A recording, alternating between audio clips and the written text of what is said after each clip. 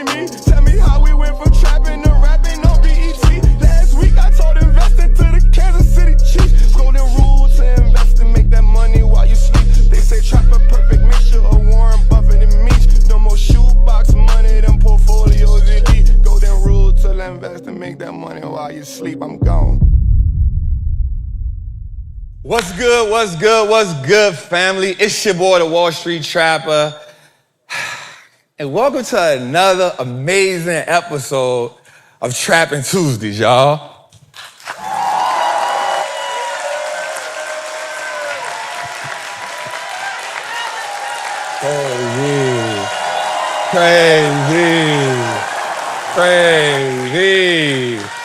Crazy. Yeah, the chill bumps. Sheesh. And if you ain't in, that's your fault.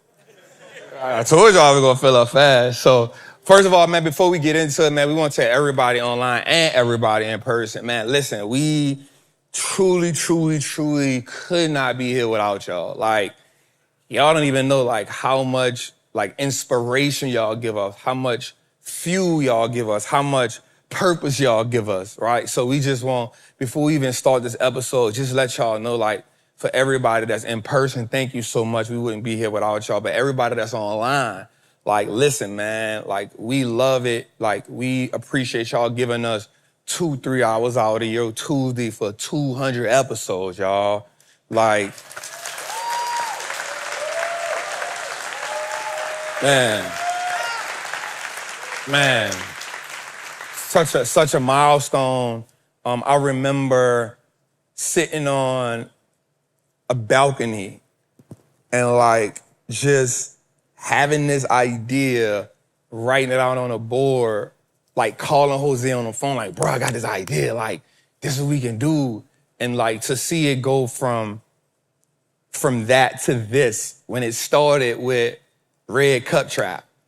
You know what I'm saying? Like with a backdrop, with a red cup, with black glasses on. And then so to see it evolve, but to see y'all evolve with me. So whether you at work watching it, whether you at home watching it, whether you cooking, watching it, in the bedroom, in the living room, driving a car, driving a truck, like wherever you are watching us, man, we just truly want to say, like, thank you. Like, we so appreciative because without y'all, there is no Wall Street Trapper. Like, literally.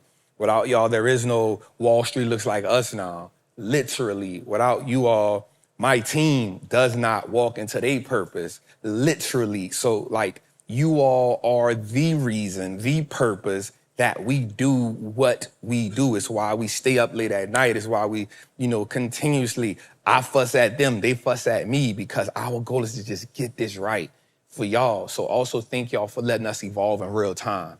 Like, from the times we done had, mics go out, cameras go out, slides not up. Like, whatever the mess up was, you all jumped in the chat. If they had new people, y'all tell them, shut up. You know what I'm saying? You must be new here. You know what I'm saying? So, like, it's that is what embodies us. And so we just want one more time to tell y'all, just thank y'all, man. Thank y'all for that. You feel me?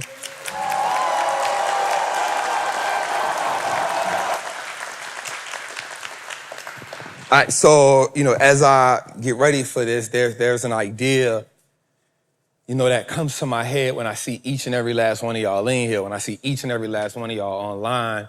And the idea is before you can battle for your portfolio, right, you must first battle the economic warfare internally. And the welfare first starts in 3 places before you can see it in your bank account. The welfare starts in 3 places before you can see it in your portfolio. The welfare starts in 3 places before you can even make it become generationally. And so that first place is 100%. It starts inside of the mind. And a lot of people want to overlook that, but even in the word Romans 8:28, it says that be renewed by the mind. What happens is, because your mind first creates a belief system, and that belief system then creates action, and then from that action, the byproduct of the action is what you see in your portfolio, therefore, and so on. So first is the economic warfare that happens in your mind. Do you see yourself worthy of building wealth? Do you see yourself worthy of investing? Or do you see everything that comes in front of you as something that is keeping you from getting where you're destined to go at? Right, so when we think about 200 episodes, like it didn't start with us getting to 200 episodes. It started with us saying, bro, we just gonna be consistent every day. We gonna show up every day no matter what happens, bro. We gonna keep showing up. And I promise you, we've had a lot of times where we could have quit. Well, I could have just said, bro, I could just do this from my house, bro. Like, I don't really want to do none of that. But in order to do something that's bigger than you, that's greater than you, you got to be willing to endure. And that's the mindset that starts first. The mind says, I will not quit no matter what happens, no matter what the opposition is, no matter what the obstacle is, no matter what the adversity is, I'm going to keep pressing forward. And so as you on your wealth building journey, I want you to understand that, like, it's not supposed to be easy. It's not supposed to go in a straight line. It's supposed to have setbacks. It's supposed to, as you've made the best trade of your life, then comes the biggest loss of your life. Like, that's necessary. You can't negotiate the necessary. As a matter of fact, that's the prerequisite to victory. And so then the next part is your heart posture. And another word in the Bible, Proverbs 4:23 says that, like, where your heart is your treasure. And it's not just talking about money. It's like, what is the heart posture? What is the emotion around money?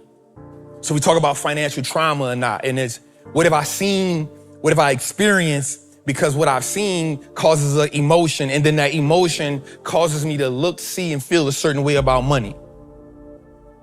So what have I seen about money? How do I now connect the heart posture to how I mentally see money? How do I connect my heart posture and how I feel about money to me mentally taking the action? My heart posture is the feeling I get when I think about taking the loss. My heart posture is, do I make the money and first get greedy, or do I make the money and then say, how can I help somebody else? The heart posture is what's first. Second. And then third thing is about that is the spirit. So it's the mindset first, it's the heart posture next, and then it's the spirit man. Because Galatians 6:9 says that if we don't get weary by doing good, because in due time we'll get the harvest. And so that's on the journey, like, we keep doing good. We keep doing it for the right reason. We keep saying, yo, I'm the version of me that changes my family last name. I'm the person that's built. I'm the pioneer. I'm the trailblazer. I'm the reason why we gonna rewrite how my family sees money. I'm the first one that's gonna have a 7-figure account in my family. The spirit says I'm doing it for the right reason. I'm serving somebody bigger than me.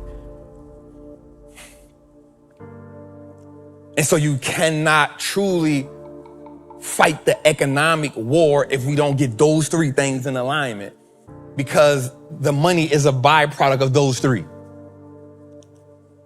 And the reason why we see so many people fail with money is because those other three things ain't right. Like, I can't get the cake unless I first put the eggs, unless I put the butter, unless I put the milk, unless I get the oven on 360 or 375 or 350, whatever you want bacon on. Like, the cake is the byproduct of the ingredients. Oh, they missed that part. Wealth is the byproduct of the internal ingredients that you're willing to keep reinvesting in. So you see Trap, you're like, hey, Trap, like, what does it take for you to put $1 million in a plate? Well, first, my heart got to be right. My mind got to be right. First, I got to think I'm worthy of putting $1 million in a plate. Then I got to know that I can go get $1 million to put in a plate. And then I got to know when a plate does work out in my favor that I'm going to steward that the right way. And then I keep my spirit right and I don't get greedy and start every play now has to become $1 million play. But then who I'm going to serve with that? Who I'm going to serve with that? So when we think about economic warfare, I don't even want you to think that, oh, the 1% is against me. It's me against me. It's me against how I think. It's me against what's in my heart. It's me against how I feel. It's me against what I think I'm worthy of. It's me against what I think is possible. It's me against what I represent. What do you represent? What is the $1 million version you represent? What is the 6-figure version you represent? What is the 8-figure version you represent? What is the 9-figure version you represent? Because the version of you right now has to evolve. I'm going to say something that's going to be real painful for everybody. The version of, They're gonna want to fight when I say this. It's cool, it's okay. I got a little scrap in me.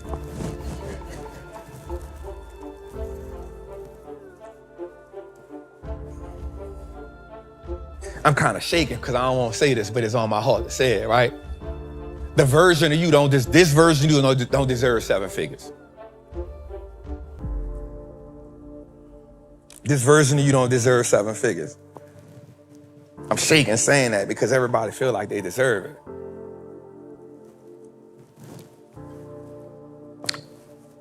The reason why this version of you don't deserve 7 figures is because there's some habits, there's some mindsets that have to change. Part of you want to get the 7 figures because you've imprisoned yourself to a promise that you keep saying perpetually. Meaning you keep tying the version of you that deserves 7 figures to a trauma that you experienced. You keep saying like, I'm going to get 7 figures because nobody left me nothing. You keep saying like, I'm going to get the 7 figures because I got to show them I'm coming to get everything they said I couldn't have. And so you want the 7 figures for the wrong reason. I'm shaking saying that because I understand somebody just looked at me like, man, he tripping. I do deserve it. But I want you to take the reason why I'm saying you don't deserve it. I won't put it in context to you. And I'm gonna use myself for example. The version of me that wanted to be a millionaire in the beginning for all the wrong reasons. And it wasn't until certain things started happening, and I know God will do some things that's real crazy, like God will give you something that you don't really need in that moment just to show you don't really need it. So when I got the 7 figures, there was a version of me that was petrified of having it. I've said this a million times. I got the 7 figures and I was petrified to leave out my house. And I was scared to leave out my house not because of my environment in itself, but because of what I thought about myself in that environment.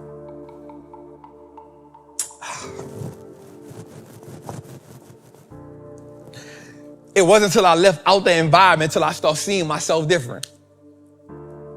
It wasn't until I left out of the environment till I could start seeing not free, not trapped, but I could start seeing Leon differently. I can start seeing like what Leon was worthy of. I can start seeing, oh, I'm worthy of this. Oh, this is possible. My environment had anchored me to a belief that wasn't true.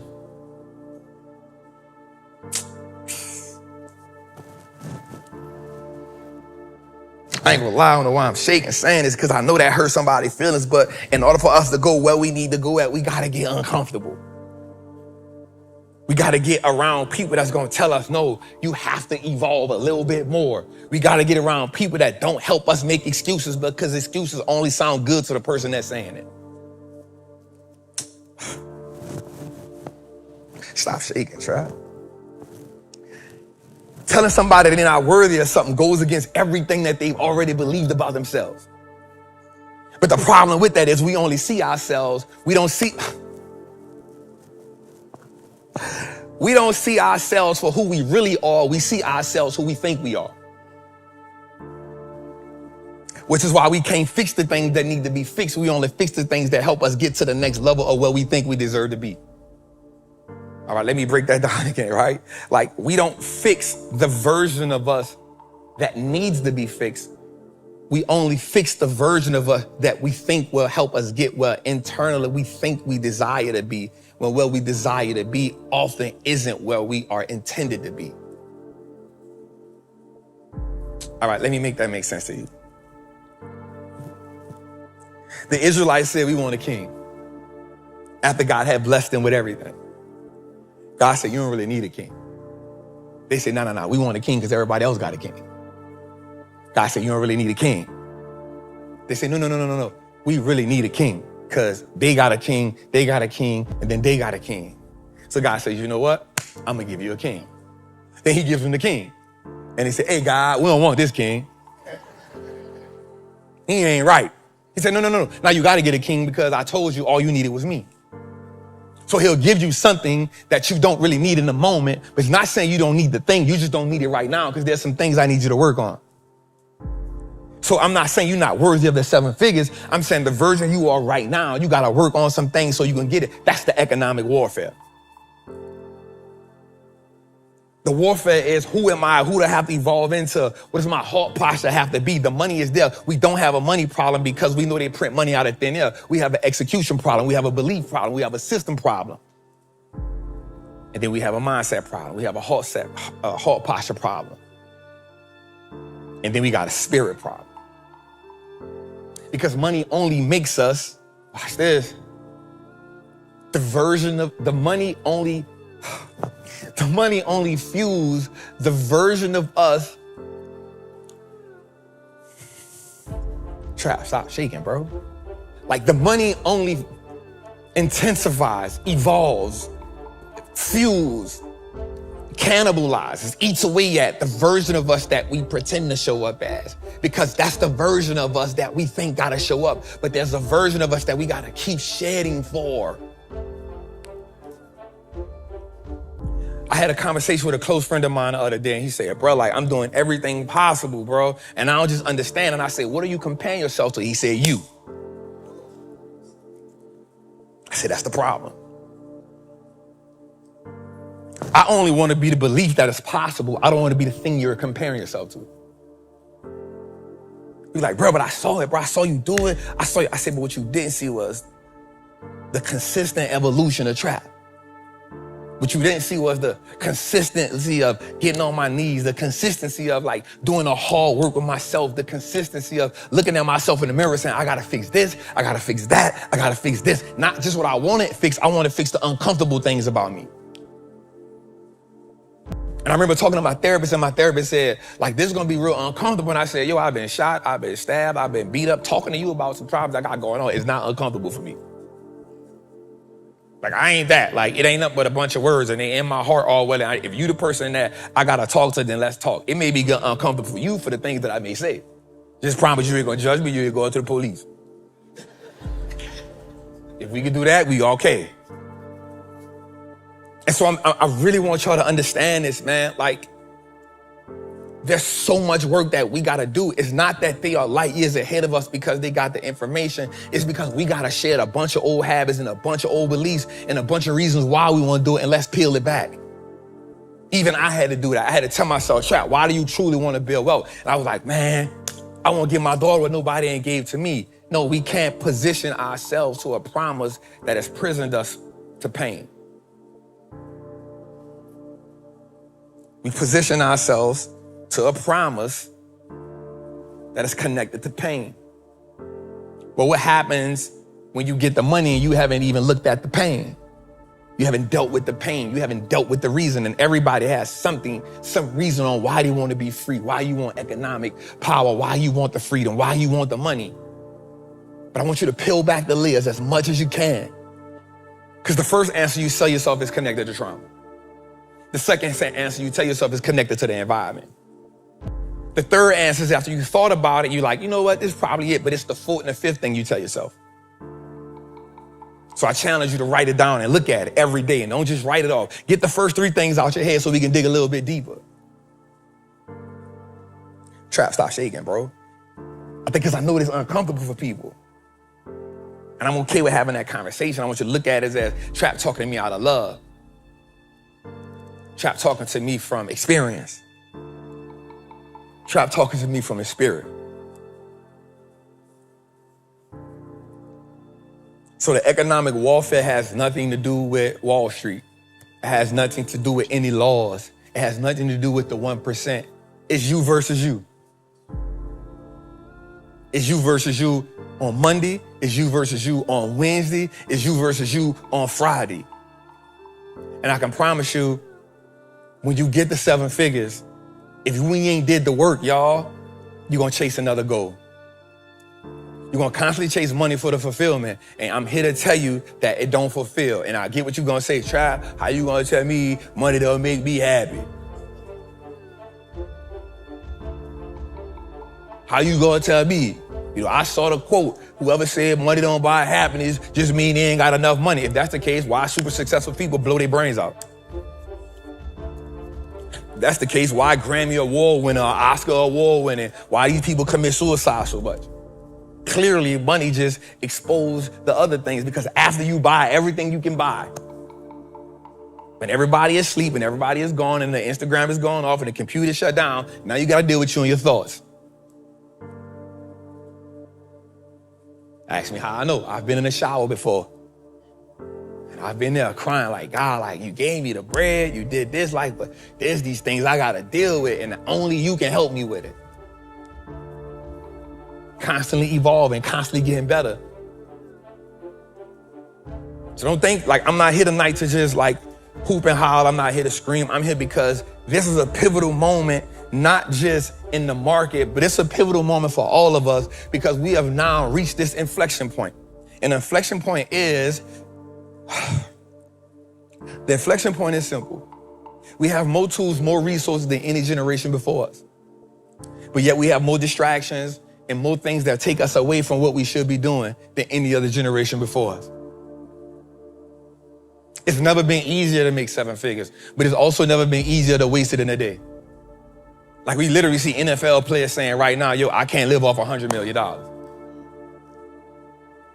We really got people saying, yo, I made 50 million, and they saying, hey, I bought my mom a house, I paid the tax, and I had 25 million left, and you just don't understand like how hard it is to live off that. Go figure. That's the economic warfare we talking about. Because the money don't cure it. The money don't heal it. The money can mask it. I remember making $1 million in a day and telling Jose for like 15 minutes I felt good, then be like, bro, what's next? He was like, what, bro?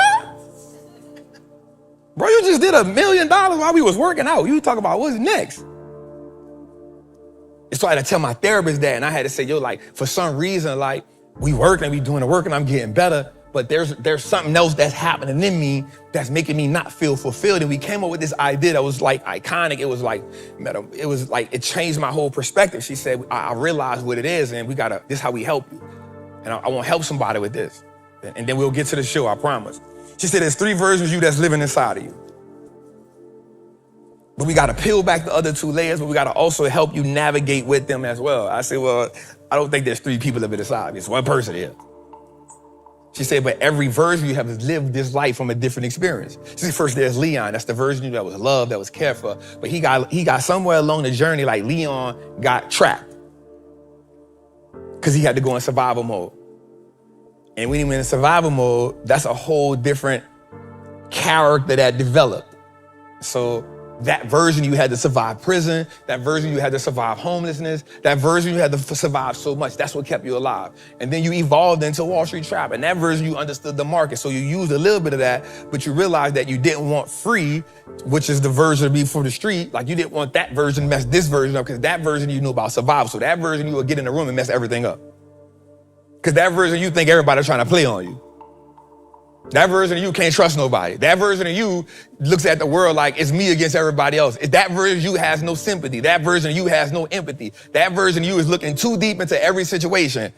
So what you're trying to do now is you're trying to suffocate that version of you and you're trying to walk in this version. But the problem is every time he gets a chance, he's going to get out.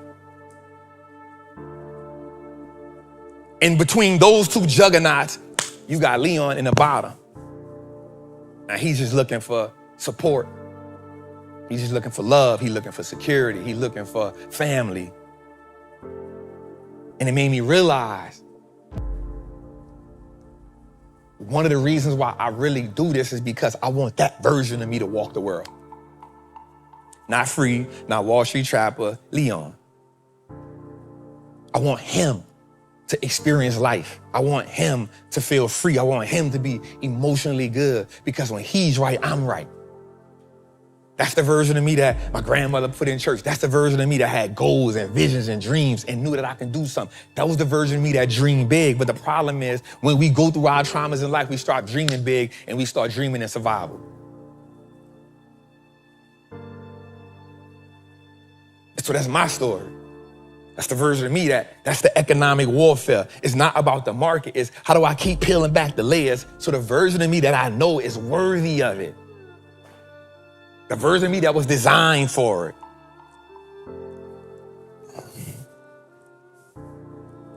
So the version of you that God has here, the version of you that the plan was created for has been smothered by the version of you that is responding to the world.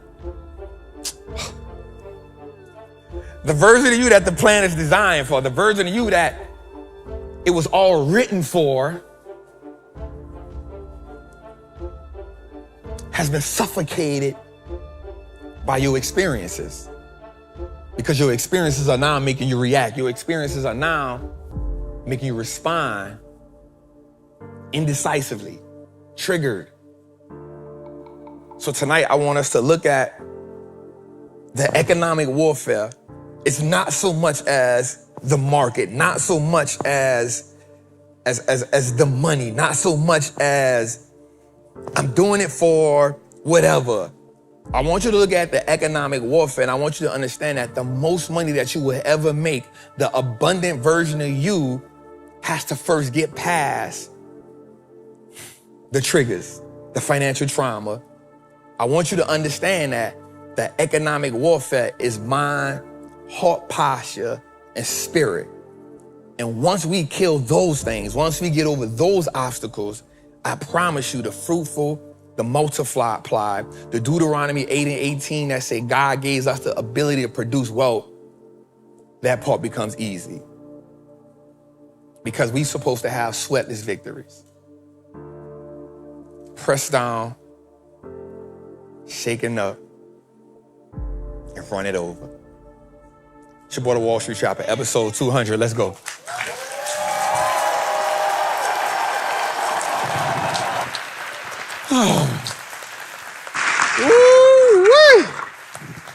Jose, what's up, bro? This what we doing for the birthday sermon? I feel some kind of way though, bro. Why? Everybody got it's the Wall Street Trapper show, and I don't got it. That's crazy. Y'all in all black, bro. Like, I feel like y'all mobbed out. I feel some kind of way about it. Look, here's my the therapist crazy part. told me not to hold those emotions in. Here's the crazy part. Speak First your off, trap. shout out to Miss April who getting me the extra medium joint. You know what I'm saying? Maybe she wanted us You know what I'm to saying? get This the the reveal. little fake reveal. Maybe she wanted to get the reveal. Man, Flush was here early, man. Flush was here. Flush was here Hold early, up. man. I ain't looking good, y'all? Yeah. Flush was there early. Look, I unflushed myself. All right, so y'all got y'all shirts. Celebrating your birthday out here. No. Y'all got these shirts. Why? I'm in a Slack channel. Why I didn't? It was more like a surprise. You know what I'm saying? It's a special occasion. It sure was. You know what I'm saying? So it sure was a surprise. I'm like, where mine at? They were like, nah, it's just for staff. You know what I'm saying? Whatever. We still ain't even named them. Who came up with the idea, was it? Oh, Miss April. See how easy he'll tell? Flush was there again, man. See how easy he'll tell? Shoot up. See how easy he gave you up, family? See how easy he gave you up? Who idea that was it? Miss April. Hey, look. It was Miss April idea, Trap. Dang. All right, so I got my thing up. I got my joint up, Jose. We good right there. You got all right, the let's chat? get it, man. Yep. You got How the you chat? feeling, bro? I'm feeling good. Shout out to my wife being here. Shout out to Ash being here. Somewhere around here. I was like, girl, them jeans. Shout out to Ash being here, man. That's Them my girl, jeans. man. Goodness. I love me some Ash, man. I'm not gonna lie. So shout out to Ash being here. Shout out to, we got the family in the here. Shout out to the family in here. Shout out to the family in here. All right, that's good, that's good. Let's shout out some of our people right quick, Jose. Shout out some of our people right quick. So Get active. SB Glow, I see you, family. I see you. Leon Barnes, I see you. Paul Bricks, I see you. Jasmine TAP, I see you. Shelly Booker, I see you. Will Mack, I see you. Don Yeezy, I see you. Carolina Blue, I see you. Will Mack, I see you. Tori Simmons, I see you. What's up, Queen? Drift Ones, I see you. Nate the Great, I see you, family. Shazam X, what's good, family? Hold up, y'all going too fast. Jalen Smith, I see you. Doug Perry, I see you. PMB Key, I see you. Stello076, I see you. Square Bears, I see you. Jermaine Cobbins, I see you. Pascal, I see you, family. Slow down, y'all. Ashley No Love, what's good, love? First Gen Millionaire, I see you, family. Give me some volume on the bunny printer, man. I am TC, I see you. Freddie Cruz, I see you. Nate Higgins, I see you. KB Mississippi, I see you. Jermaine Chase, I see you, family. Boogie Down, I see you, family. Eric OG64, I see you, family. And we're gonna stop right here because we got Chopper Fellas, I see you. I'm lying. Roseanne M15, I see you. This is what Jose go through every week. Fabian, I see you. Shameless on Wall Street, I see you. Nola Dana, I see you. Max B, I see you. All right, I'm gonna stop. I'm lying. Savvy Trades Queen, I see you. Could they just be... Shout out to everybody that gave us a super chat. Hold up, let's give it a super chat, people. Brian Gilmore, thank you for the super chat. Ashley, thank you. Ashley is so committed. Thank you for the super chat, Ash. Kev, let me see what it says. Kev the Trader, I see you. Traders. But that's it. Traders. Damn, I can't see your name. Let me just press it. There you go. Traders Armor. I see you, family. Thank you so much for the super chat. Thank y'all for the super chat. All right, Jose. What up, Trap? I see you, family. I ain't saying big in front of nobody name, so you tripping. Tay 513. I see. We not saying big in front of nobody name, family. Mr. VIP, I see you. Davion, what's good? All right, Jose, I'm finished. I'm finished, Jose. I'm good. Let's get active. What we talking about today, though? Man, we got a lot to talk about today. We got, so it's the last day of the second half. First half, I mean. Second half starts tomorrow, so that's gonna be essential. We had a huge first day, first half of trading. Emmett with the super chat, I see you, man. Thank you so much. Derek James Harris, I see you. Thank you so much. Why you laughing at the man's name, was it? Nah, I'm just laughing at you like, yeah, I'm done. But oh, somebody said, Trap, you don't see me no more. Yes, I do see you. Real, let me see your name, man, so I can say it. Real Autumn Phoenix. What's up, love? Yeah, I see you, man. I see you, love. Kiara, I see you. I'm lying, though, Trey. I'm gonna keep going, Jose. I'm lying. All right, we're gonna get to it.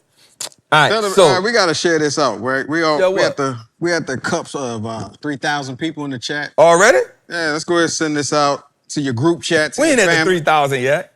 We're at 29.74. That ain't 3,000. You trying to get it early? No, Jose. No. We on the cusp. No, Jose. 3,000. You skimming the product, bro. You tripping. You negative. That's your box. Flush Jose again, man. You tripping. Early. He's trying to let me get it out the way early. No, Jose. That ain't it, God. That ain't it, God. You got 3,000, God. Not before, nothing less. Yeah. All right, so that's good, man. So, Jose, I went seeing a friend of mine, Michelle, from Destiny's Child, right? So I went to, good friend, man, great friend. I'm not gonna lie, bro, my little network is like expanding, you hear me? So bro, I went to Broadway. You had an expansive network. I be telling you a celebrity. I don't know why you be trying to. I'm definitely not a celebrity, bro. You tripping. You on the wrong level. Don't speak that on my life. Don't make me put the vote in here. It's all good. So I went to Master Student. Thank you for the super chat, family. So I went to Broadway. Right, went to Broadway again. I'm starting to really enjoy going to Broadway, Jose. I think it's a different feel. So I told you last time when I went to The Wiz. Mm-hmm. Then I told you when I went to see The Lion King. Yep. Then I went seeing Aladdin, right? So then I saw this one, which is Death Becomes Her, which was really good, right? So I have an idea, bruh. Don't, just hear me though. I'm with you. I think that like we could do a stage play here, bro.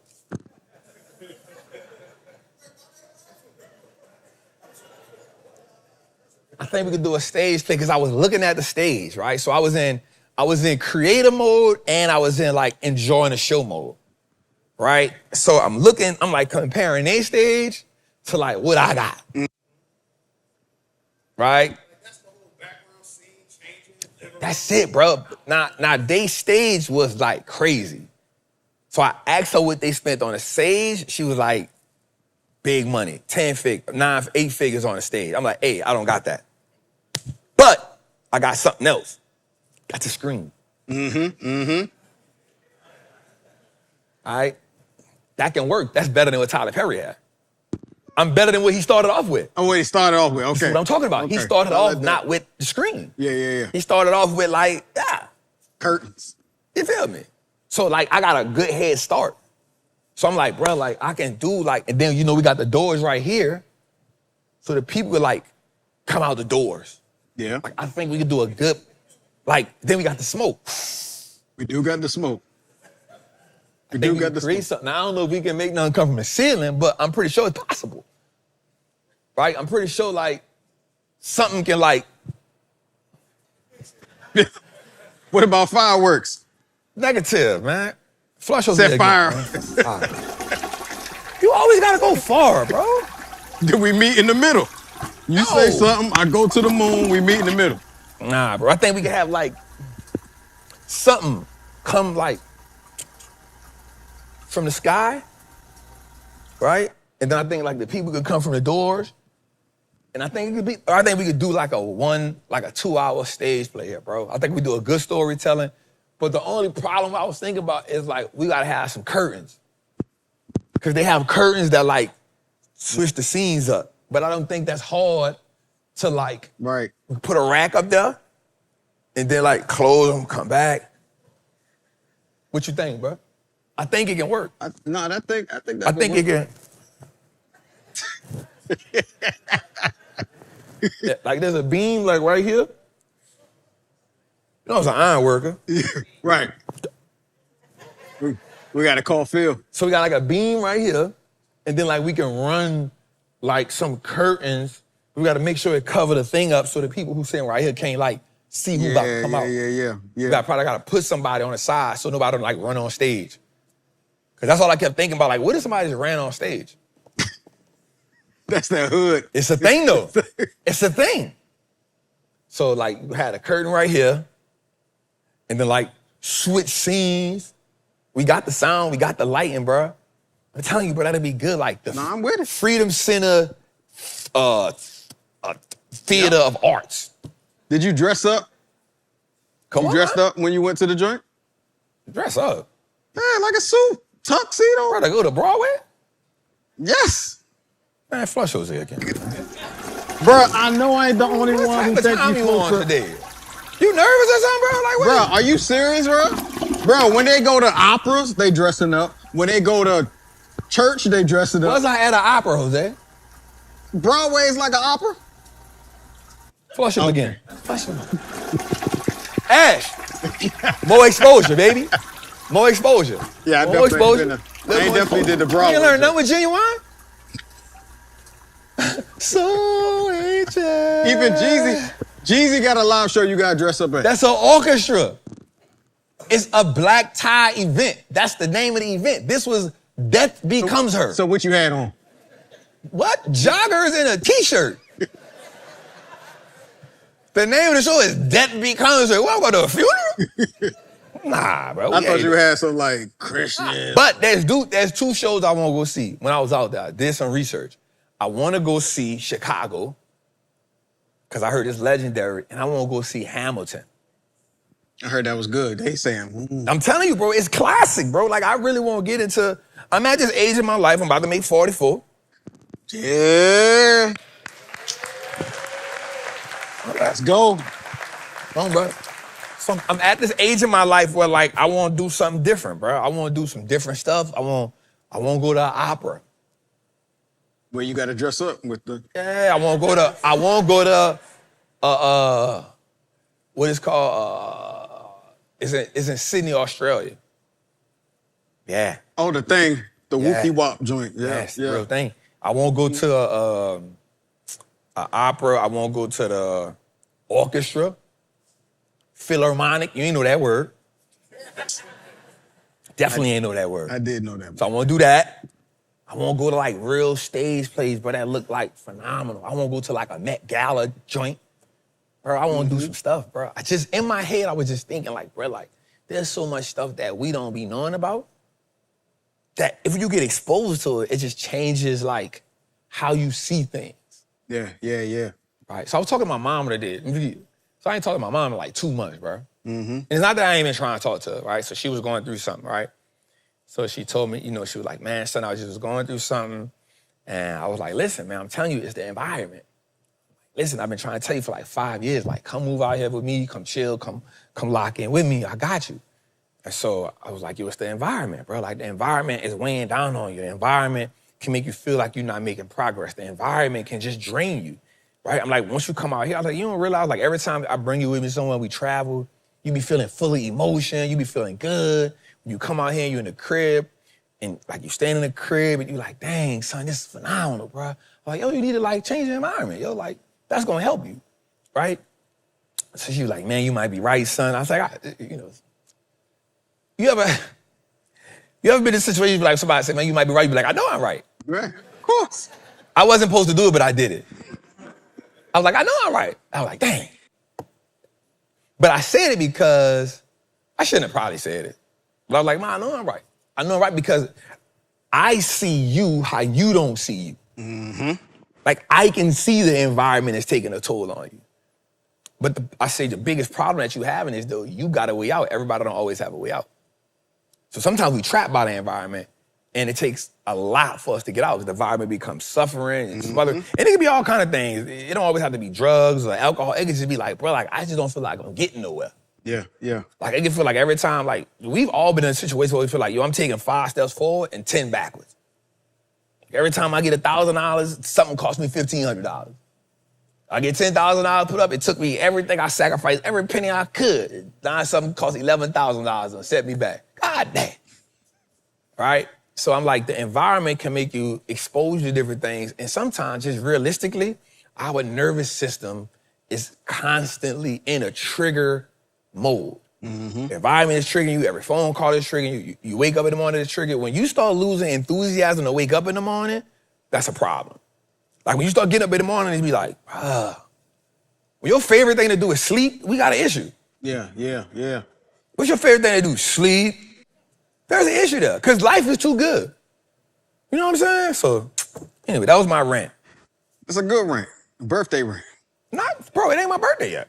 Bruh, stop doing that, bruh. I'm going to be in... We here to celebrate you on your birthday. Listen, when I'm going to be after my birthday this year, I ain't going to lie. Dead friend.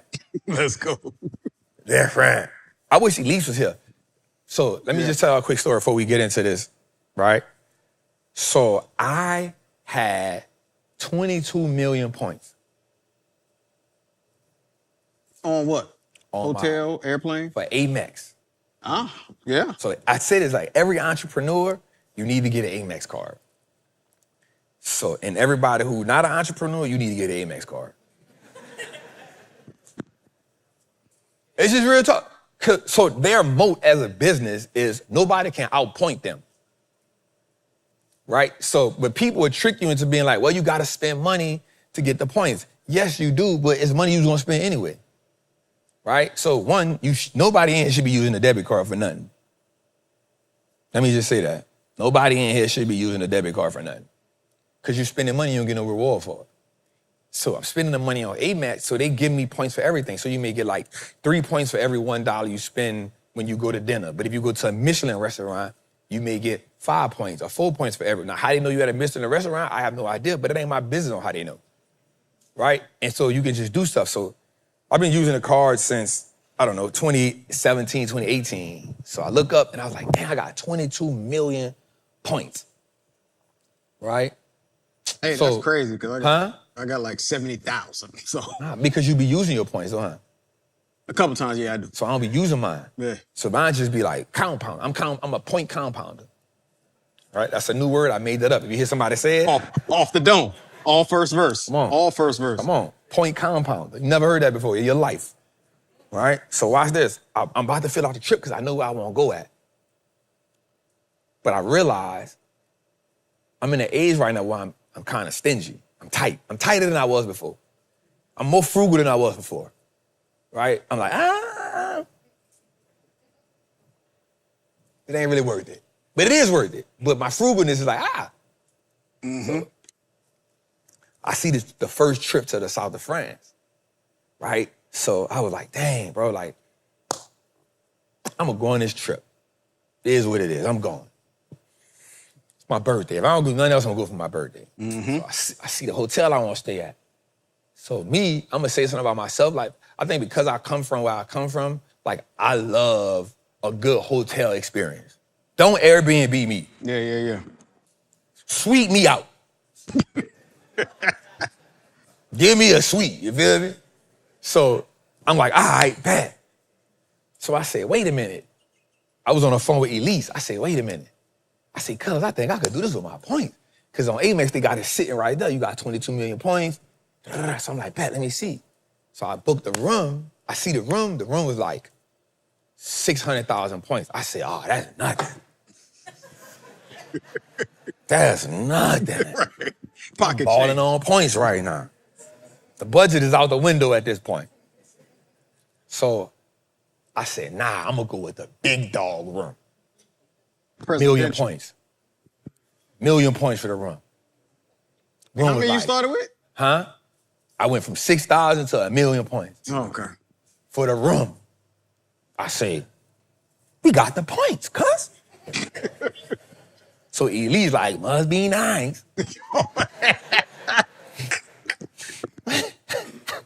So I'm like, so now that I got the points, the budget is out the window. I got 22 million points, so I can get the room, like, you know, for a hotel room to be 1,000 square feet? Oh, yeah, nah, it's crazy. That's crazy.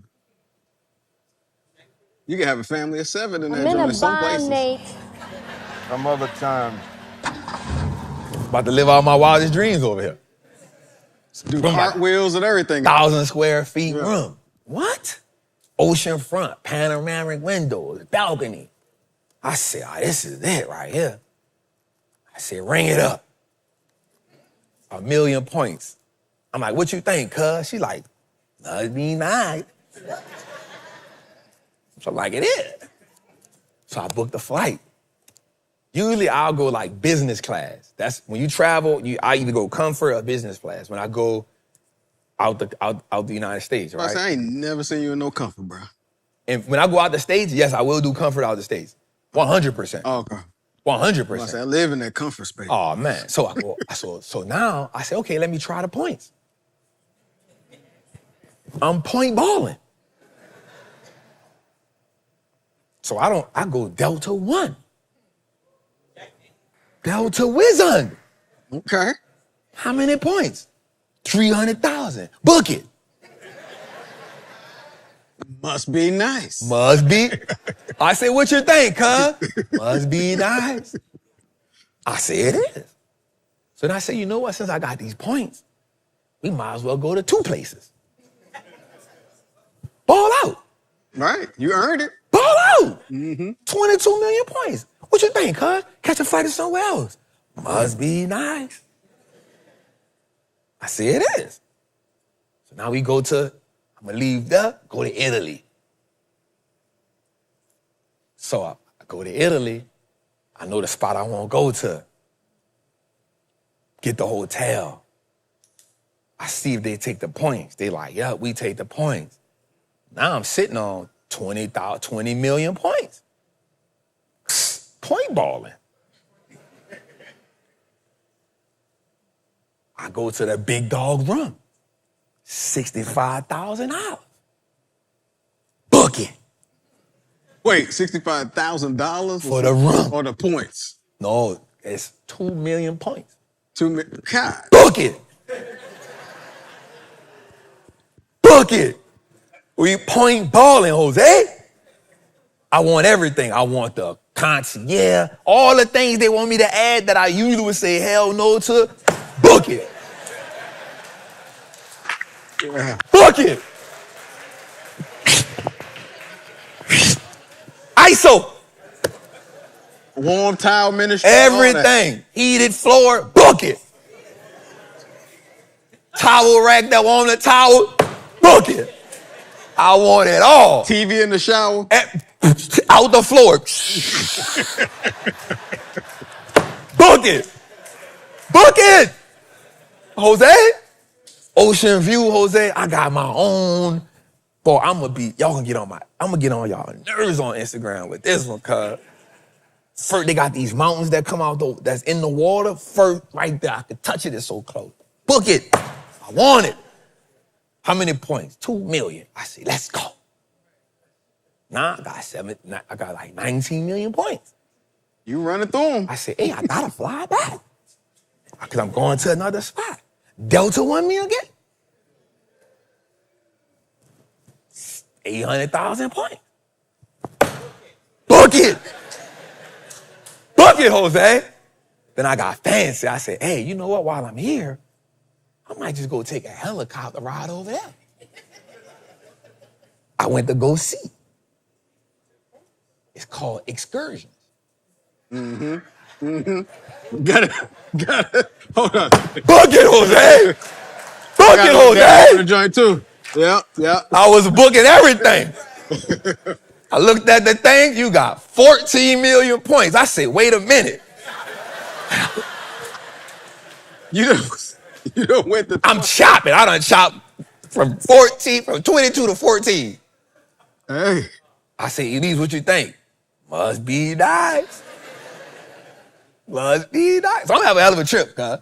I'm gonna have a hell of a trip. Let me tell you what George did me yesterday. People get to the show. Let me tell you what George did me yesterday. So George comes to me. So George is living vicariously through me. Right? So I don't know what he got going on. Right? So George said, hey, bro, man, you done exposed me to this stuff, bro. I love you and I don't like you no more.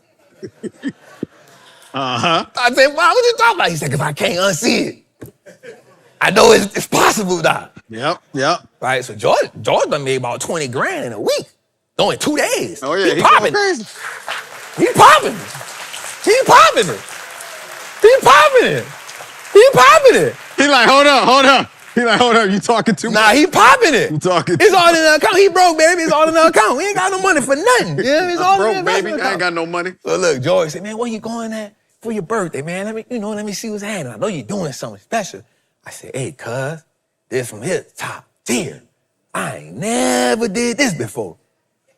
I said, I bought it with the points. I ain't even buy with no dollars. He said, but let me see it. He said, how much it costs all together? I said, all together, cuz? If I would have paid cash, $130. I said, but I ain't paid cash. I wouldn't have bought it if I paid cash. He said, let me see the room. I showed him the room. He said, get out. That's what he be doing. He ran in a circle. Look. He look young, but we do that. It's the old status. He was like, yeah. Slapping his knee. He running in a circle. Right. He like, I need some more option plays for this one. Golly. Hey, bro, that was so funny, man. All right, man. All right, we done took up enough time because I know people like, man, get to the stock strap. God damn it. All right, my bad, y'all. All right, so we start off right here. If you're new here, man, thank you for tapping in with us, man. Jose, we got 3,500 people in the chat. Let's go. You slipping because you ain't said the 3,000. We were having a conversation. You gotta I've been stop in the the chat conversation. talking to the people when we You gotta hit stop the 31. conversation because the people saying Jose's trap. Jose's slipping. We at 35,000. Because the conversation is content as well. Nah, you can't make that up. 35,000, bro. You slipping. We're gonna flip That's the it. shirt. Watch. That's what it is. All right, so, man, we're going to start off with, before we get into the information, man, we like to start off with our mantra. I wrote this because I wanted us to have something that we live by, something that we lock into, something that we believe in and we see. It reminds us of why we doing it. So here we go, man. I am a certified Wall Street trapper. I'm confident in my ability to make great investments. The stock market is a machine that prints money, and I'm more than capable of operating this machine. Not only will I free myself, but my family will eat for a lifetime based on the information I apply today. I'm a money maker and a wealth builder. Today, I break all the chains that anchor me to that poverty mindset. My ancestors will smile now because I've turned our last name into an asset. My family's purchasing power will increase indefinitely. Today, y'all got it? I thought y'all was going to go with the move. You hear me? All right, let's go. Today, I make the declaration that no longer will I be a slave. No longer will I be generations behind me inherit lack. No longer will I submit to selling my time for money. I am a first-generation millionaire. I am the architect of my family's legacy. I am a certified Wall Street trapper. Wall Street looks like us. Let's go, baby.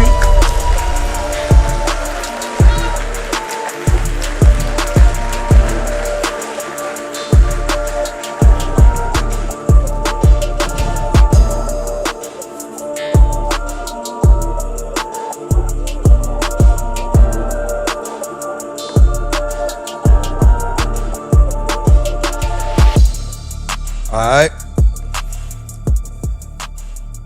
Fam, y'all eat that food out there? That was good? All right, that's my secret weapon right there, boy. She's so official. She's so official, man. All right, so we're going to start off with our charting with trap, right, Jose? That we starting off with? All right, let me pull it up for y'all right quick. Let me tell everybody something. So right now, TradingView, I'm not getting paid for this. I don't have a link for it, but because y'all supposed to be getting money, right now, TradingView is doing an 80% off sale. If I was you, I would get it. If you're serious about trading, Jamaica, what's up? My girl in the building, man. Where Jamie at? I saw you when I was pulling up. Jamie, what's poppin'? I saw you when I pulled up. So if you serious about this game, like, we use TradingView. I truly think that 80% off is the deal that you've been waiting on. Go get it, y'all. You know what I'm saying? Go get it. It's gonna help you, play the game just a little bit better. So my chart up? All right, cool. So I just want to focus on something today that's going to be essential, and I'm going to show y'all a couple of things. So we did it. We made 3 plays yesterday in the market. One play but I wanted to make 4. This was the other play I wanted to make, and I'm going to show y'all something that's essential because I don't got to hide this from y'all. I don't know if Rob in here. Rob came? He in here? All right, don't worry about it. Yeah. I don't know where he went. He's supposed to be sitting right here. So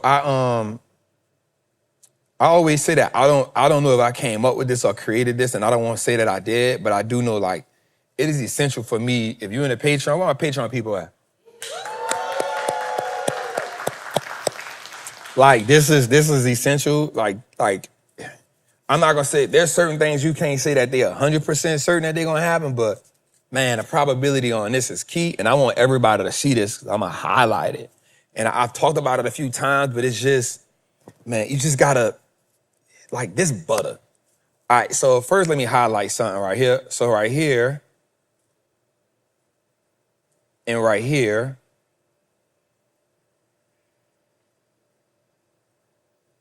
these 2 moments shook people out. And the reason why they shook people out was because that's an equal low, right? So first when they saw this low, this was only a low that was created when we look at the structure. So we look at the structure. Wait a minute, let me see something. Let me go in my book sack right quick. I'm messing the loop. God damn, God. All right.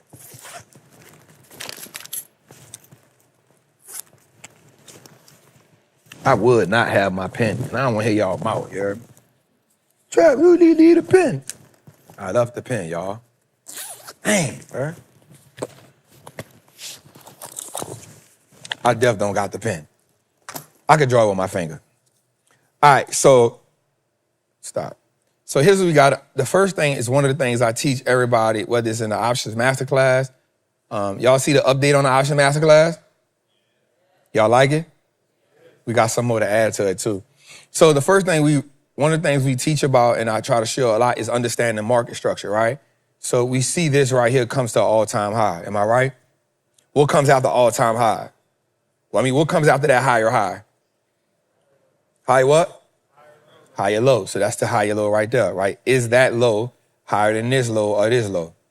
It is. So from there, we get this right here, which is that a higher high? Nope. That's internal, so that's noise. But then you get this right here, right? Which is equal lows, which is actually y'all see the W pattern? Double bottom means what? Bullish in tendencies, right? So then we come from here and we come here. Now notice when we get to this all-time high, that's another higher high. So let me ask you a question. Is this high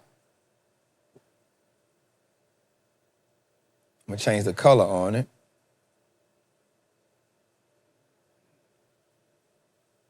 Is this high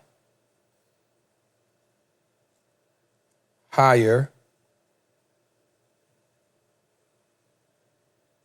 That's what I get for not having my pen. Is that high higher than that high? Yes or no? Huh? Yes. Say it again? Yes. All right, so that high is higher than that high. So we know we have a series of what? The higher high. So we see it, right? What comes next? See that? See the bounce there? From there, what comes next?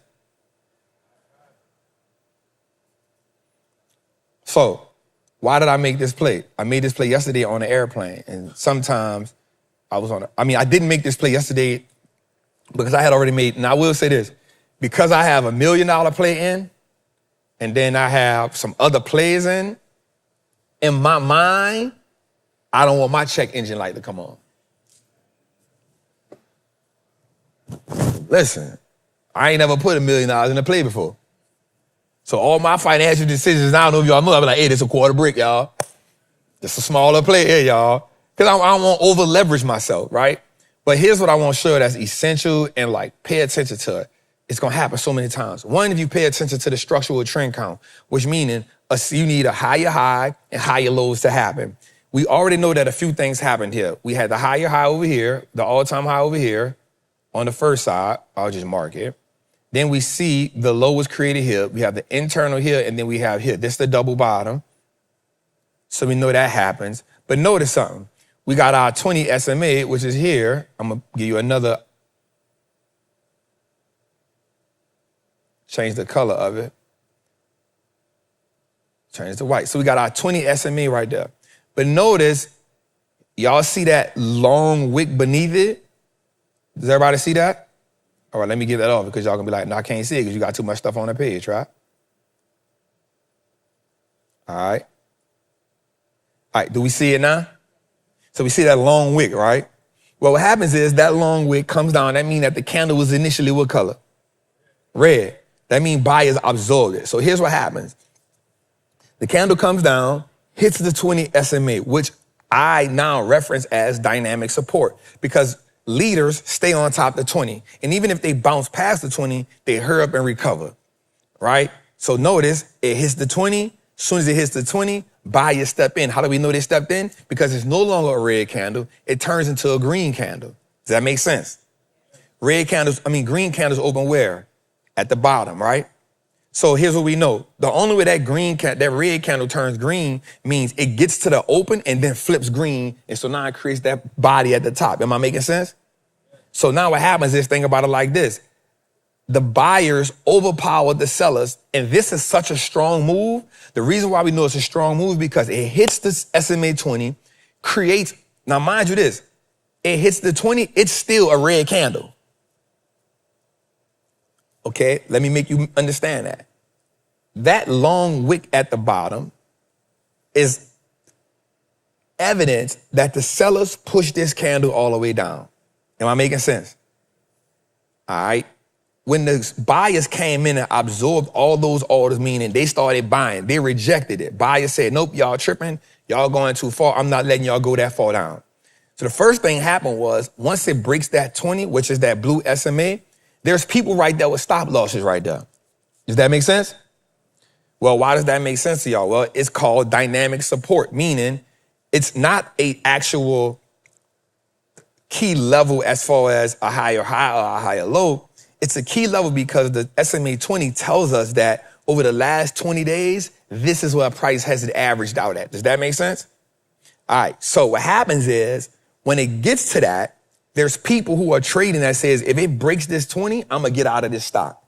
I'm gonna get out of this play, right? Because that's for some people who are short term, if it breaks the 20, you essentially saying, hey, it's gotten past where I'm willing to go. I don't want it to go that far down. So they probably got their stop losses right there. So what they did was, this is how great the market is. They used that wick, pushed it past that just to get all of those orders. What do you mean, Trap? Well, if this breaks the 20, if I have to sell, right? I have to sell it. They get to buy it, and they get to use all those orders to push the stock back up. Does that make sense? In every dynamic, there's always buyers and sellers. Y'all with me right now? We trapping? All right. So the buyers stepped in, they buy all of those orders, absorb all that selling pressure. How do you know this is a powerful candle? Because in order for it to have that long wick, it has to be red first. In order for them to turn it green, that means they went the whole day and they took all of those sell orders, flipped them, turned them into buy orders. Does that make sense? So everybody that was selling, we had let's say they had 10,000 people selling this stock. This candle tells me they had 50,000 people buying the stock. How do we know? Because not only is the wick long, but the candle is not green. So it takes a lot to flip a red candle to green, just like it takes a lot to flip a green candle to red. That means one side had to overpower the other side by a large amount. Watch this. It went as low as 118. It closed at 131. I'm going to show you why we got in other plays, and I'm mad I missed the play. Not because I didn't see it. I used it on another entry, and I'll show y'all.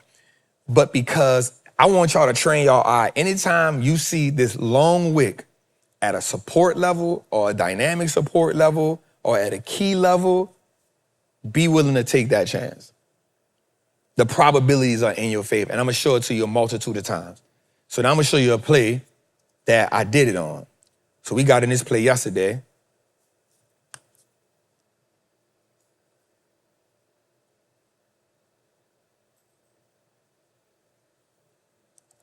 Y'all trapping with me? Does it make sense? All right, I don't want to talk over nobody's head. And if it don't make sense, it's probably because you haven't started trading yet. That's okay. The goal is to get you there. All right, so here's the play we actually executed on yesterday. Now, let me show y'all something that was intense. So the market, I always create what's called if this, then statements, right? And they got people in mentorship, I'm really drilling them on that. If this, then, meaning if this happens, then I do this. Does that make sense? You need if this, then statements for bullish calls and bearish calls. That's a part of your system that you're creating because you don't want to respond just to what they're doing. You want to create a narrative in your head. So here's what happens. This same candle, we'll go back to it.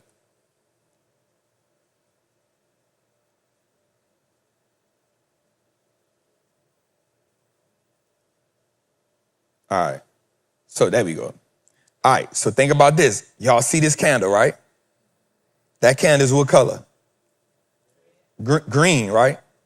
This one right here that I'm on. Y'all see it? All right, let me put this on it so y'all can see it. Y'all see it now? All right, so here's what happens.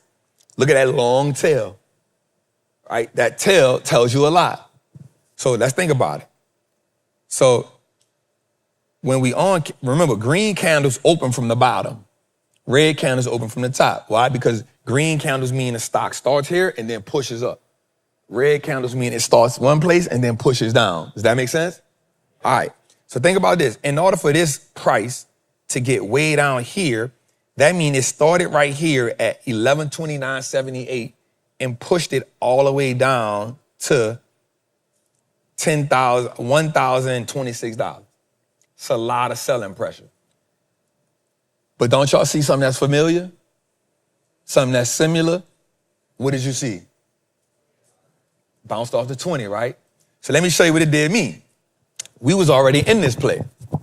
We was in a play, my bad, Jose, I hit that. We was in a play that went all the way to all-time high up here.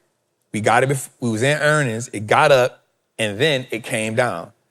So what I did was, once it broke this key level right here at 1,087, I got out of the play.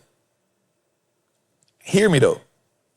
We was up over 100% on the play. I got out of the play because we was up 20%. So I gave 80% of it back. right? Because the candle before it, you see, is red. It's the opposite. See how the wick is at the top? So that means buyers pushed it all the way up and then sellers pushed it down. Does that make sense? So I'm like, okay, I'm not gonna panic here. I'm gonna wait till the next day to see what happened. The bell opened up and sellers just went busy. Soon as the opening bell came, they got to work. I said, ooh, they tripping. Go back to my screen. Did I get off? All right, I got you. How do y'all feel? Is it getting a little cooler in here or is it still hot? It's getting cooler? That's why I was on the roof, y'all. Now I know Miss April gonna curse me out at some point because she gonna be like, what the hell you were doing up there? Why you didn't tell me you was up there? Some stuff I just act in a moment. I'm still learning how to report to people. All right. All right, so I wanna walk y'all through this so y'all see it. So here's what I did. Once it broke 1087, my Patreon people, remember I came in the group and I said, hey y'all, we don't wanna give all that back up. We don't wanna turn a we don't wanna turn a green play red. But I have a if this then statement in my head. And I'm saying to myself, if it hits the 20 and then the buyers step back in, I'm going to re-enter. I went into Patreon and I said, hey, y'all, if it breaks 1087, we get back in. The bad part about it was it broke 1087 and I was on an airplane. I was able to make the play, but then we hit that pocket in the air. Well, it don't want to go through. I'm like, oh, they gonna be mad at me when I say this. I'm like, shoot. But I was able to put two other plays in that did similar things, right? And what I'm trying to tell y'all is when you see that, the probability has now increased in your favor. Even if it's a red candle, even if it don't turn green, if it's still red, that means buyers have really stepped in and pushed that price back up. The longer the wick on a candle like that, on a key level like that, the more buying pressure you know that is. Am I making sense? If they flip it to green, you can almost kind of like count that the next day gonna be green unless something on the news happen. So think about this. We got in this play yesterday. I got in it at 1087. I think they got in it later in the day. But I said, hey, y'all, I still did it. I'm finally off the plane, so I'm gonna show y'all so they still had time to get in it. But I told them if it cracks this price, we'll get in it. Some people were like, yep, it cracked the price trap. I saw it because I've trained their eye to see it. Like, they're like, no, we got in it. So watch this. The price goes from 1087, it closes yesterday at 1146. That's a big price move. Today, it goes up to 1160 something, but it closes at 1157. That's a big move from 1045 to 1157 when we got in at 1087. After hours right now is at 1148, which means that move from just seeing that put us in position. Does that make sense? So you don't have to be like this expert chart reader. You just have to be able to identify certain things. And the goal for me, for 200 episodes, what our goal has been is to make the power of this game digestible. We don't want nobody to feel like they're an expert because I remember telling Sean this one day. And I said, Sean is Jose's son. I said, do you want to be right? Do you want to be an expert? Or do you just want to make some money? Because each one of those requires something different. If you want to be right, then that means you can have the information but still don't execute. But you're right. Do you want to be an expert? That's cool. You're going to be more surgical. You're going to be more strategic, but you're still going to miss moves. But if you want to make some money, the goal is to be identified and pull the trigger and be willing to say, this is a pattern that I've seen multiple times, but it doesn't mean that it's going to be right 100% of the time. But I'm willing to live with the probabilities of that. So I don't need to be the expert. I don't need to be right. I just want to make some money. Does that make sense? Drop a bomb on y'all with that. Yeah.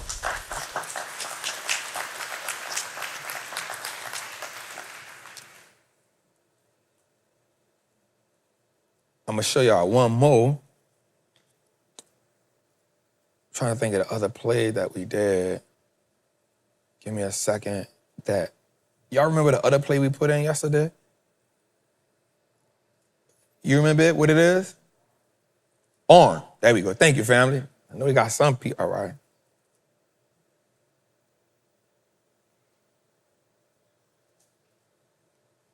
And then we'll move on. I just wanted to show y'all this. And what happened?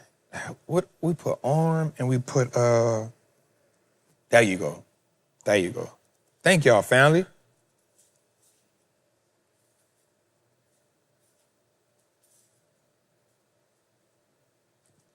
All right, so I'll give you an idea about this play.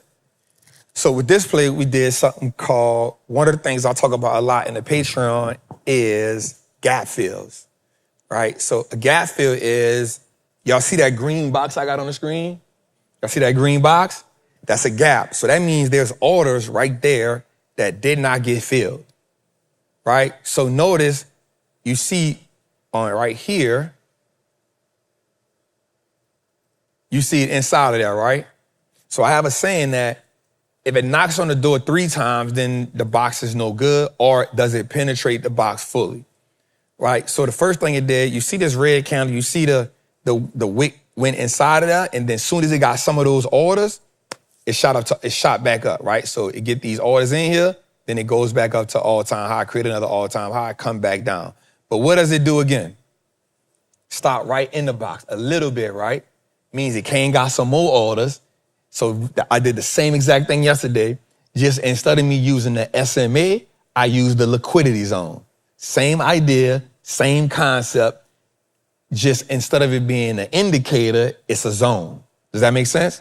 So that empty zone tells me that there's orders right there that got to be fulfilled. And all we did was came in, once it got the orders, did it turn green? Pin, we see the bottom and tail, we entered the play, and now today we get in, we probably got in maybe about 270, something like that. We go from 270, we close at 276. Today, it closes at 299. Same concept, same logic. Instead of using the SMA, we did it with a gap fill reversal. We was able to make money on it. Does that make sense? That's enough for charting with Trap.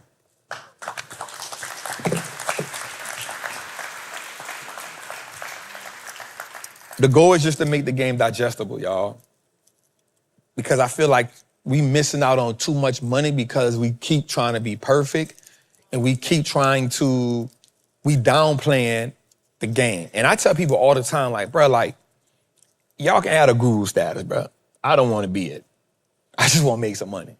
And I think we've done a really good job at not only making money for myself, but helping a lot of people make money. And that's the goal. I don't want the spotlight. I don't want the shine. I don't want to go down as the greatest ever. I just want to go down saying I helped a lot of people make some money that they didn't believe they could do it in the beginning. And because of what we teaching, they're able to make that money. I can die comfortable knowing we did that. You know what I'm saying? And so a lot of y'all in here, a lot of people in the Patreon, in the Zoom or whatever, that's my goal. We don't have to hide nothing. So let's go, man. Let's go back to some money. Somebody said, Paul Brick said, bro, you should have kept going all night with that. Because I'm going to be real with y'all. Like, I use the same system over and over again.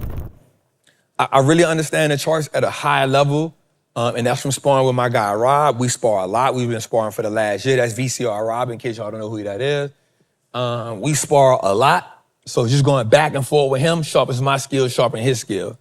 And so I don't have to kind of keep creating things. Your eye gonna start getting used to seeing certain things. The easier you can get, and this is something I want to tell everybody in here, and everybody online. I want you to get so comfortable pulling the trigger. It's not about you being right or wrong. It's about identifying what you see. Some of y'all biggest hurdle is you scared to be wrong. And so because you're scared to be wrong, you can't make the money. And so now because you're scared to be wrong, you missing plays that you saw. You're gonna miss plays that you see. Now you be like, man, I saw that. But you ain't pulled the trigger. So it don't matter. Don't matter what you see if you can't pull the trigger. Because you're going to miss a lot of plays. I would rather say I saw that, I pulled the trigger, and it went against me. I got out of it. Cool. But I'm cool with pulling the trigger. Before I get into this, I'm going to show y'all. I'm going to tell y'all something. So last trap and Tuesdays, I was like, bro, like, My goal now is to make put $1 million in the trade. I didn't know the opportunity was gonna hit me Wednesday. I didn't know the opportunity was gonna hit me Wednesday. The very next day. I went with it. I was like, bro, pull the trigger. I pulled it. Poof. Pulled the trigger. I think me and George talked I know I hit George. I said, hey, bro. I said, hey, cuz, I'm gonna tell you something, but I can't tell you until later. He like, what, nigga? I was like, I gotta tell you something, I can't tell you that. I gotta tell you later. Because I didn't want to tell him and then MU drop and now he's stalking me. Say, cuz it's gonna be, I don't want the pep talk. I need to lick my woos, you feel me? So I put the play in, MU earnings go crazy. I'm watching the stock up $60. Real talk, I'm sitting in my house crying. I'm like, bro, I cannot believe this. You know, like what it took for me to pull that trigger. I'm like, dang, I just said I was gonna pull the trigger, bro. And I'm on the phone with a close friend of mine, and they like, bro, you did it. You did it. I'm like, yo, I really did that shit. Nigga, you did that shit. So I'm like going crazy, and I call Rob, I'm like, son. He like, what up, bro? And the worst thing I could have did was like, I know his wife was, I'm like, hey, your wife in the car, fella? That's the worst thing to ask, right? I'm like, hey, bro, wife in the car? He like, yeah. I'm like, that didn't sound crazy. So I'm like, put the phone on her so she can see. You know what I'm saying? He was like, thank you, bro. Like, you know, like, yeah, I'm in the car. Nigga, what you about to say? What you and Trap got going on over there? That I trust Trap. Now you making me think about him different. So I know wife was like, what do you got to say? I'm like, no. I'm like, look. I'm like, bro, I just put the $1 million in the play. He like, bro, let's go. I'm like, bro, that thing up $65. He like, what? So I'm excited about it, bro. Like, I'm super excited about it. And so I'm like, all right, bet. So I get a call from George at like 7 o'clock in the morning. Him and my other cousin on the phone. He like, cereal time. I'm like, man, what you talking about, bro? He's like, bro, that thing up $114. And I'm like, that's why I shouldn't have told him. Because he gonna make me stalk the play. When I already can't sleep, I done woke up 7 times that night. I'm talking about zero sleep. Zero sleep. Every 2 hours I was. All right, still there. Let me see again. Oh, man, $80? God. And I'm trying to calculate what it's gonna be. So I got up in the morning, I'm telling myself, like, I ain't gonna look at it till like 9 o'clock. He done called me at 7:30, 7:45. Boy, that thing up $114. I said, what? So I'm like, I'm super excited. So I'm trying to stay calm though. Like, man, like don't trip. So they had some economic data come out. I said, hey, it's gonna fall because of the data, George. He's like, I don't care. That thing's still up, cuz. Boy, okay. I see what's possible now. All right. So I'm like, all right, cool. So I stalked the play that whole day. I'm like, so the bell opened. I'm like, cuz, that thing hit for 400 grand. No, it's like 390 grand. He like, that's what I'm talking about. So like, you know, I'm like, all right, cool. I just needed the hold. So it come down that day. Next day, it go down $130. I called George. Hey, cuz. Man, pray for me, bro. I was not expecting that, cuz. So he like, man, it's all right. So I said, you know what, cuz, you know what I gotta look at? I can't look at the dollar amount. Because the dollar amount is gonna push me. Mind you, I ain't never put $1 million in the play. It's $1 million. I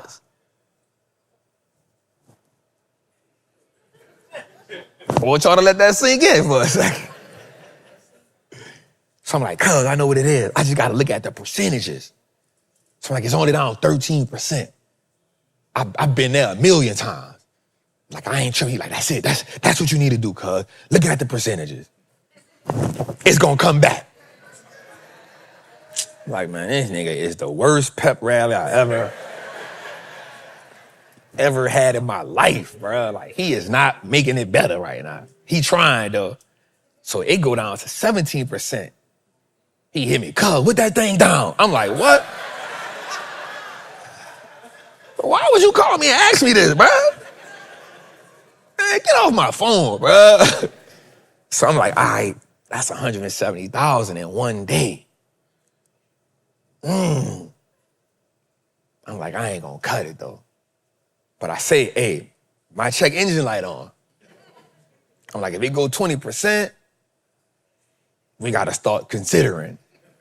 Because now you talk about being down 200,000 in 2 days. When would just get him money like that? So I'm like, all right, bet. I'm good. So I put in the Patreon. I say, yo, I'm still in the play. I'm still working in play. It's all right. Like, I'm good, y'all. And today, like, I woke up this morning. Yesterday, it rallied all the way back. So yesterday, I was up like 16 grand. And I was like, ooh, that's good. Today, it got up to like $1,000 and some dollars. I'm like, yeah, that's good. By 11 o'clock, I'm back red again. I'm like, bro, what kind of, like, why is they playing my emotions like this?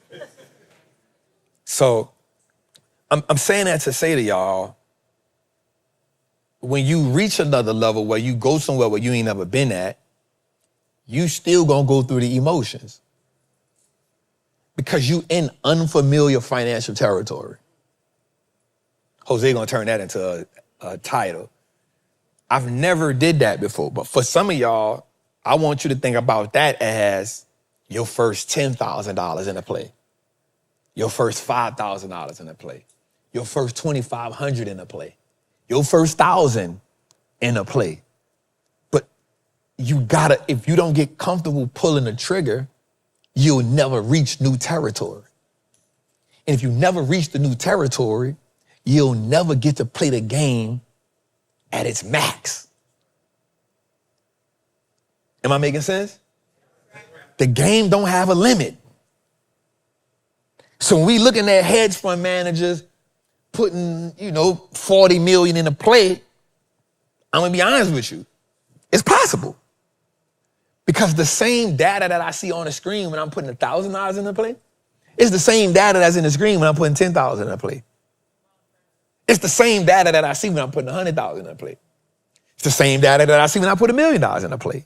The difference is the emotion and the mental that come with it. That's the part of you that you're gonna always work on.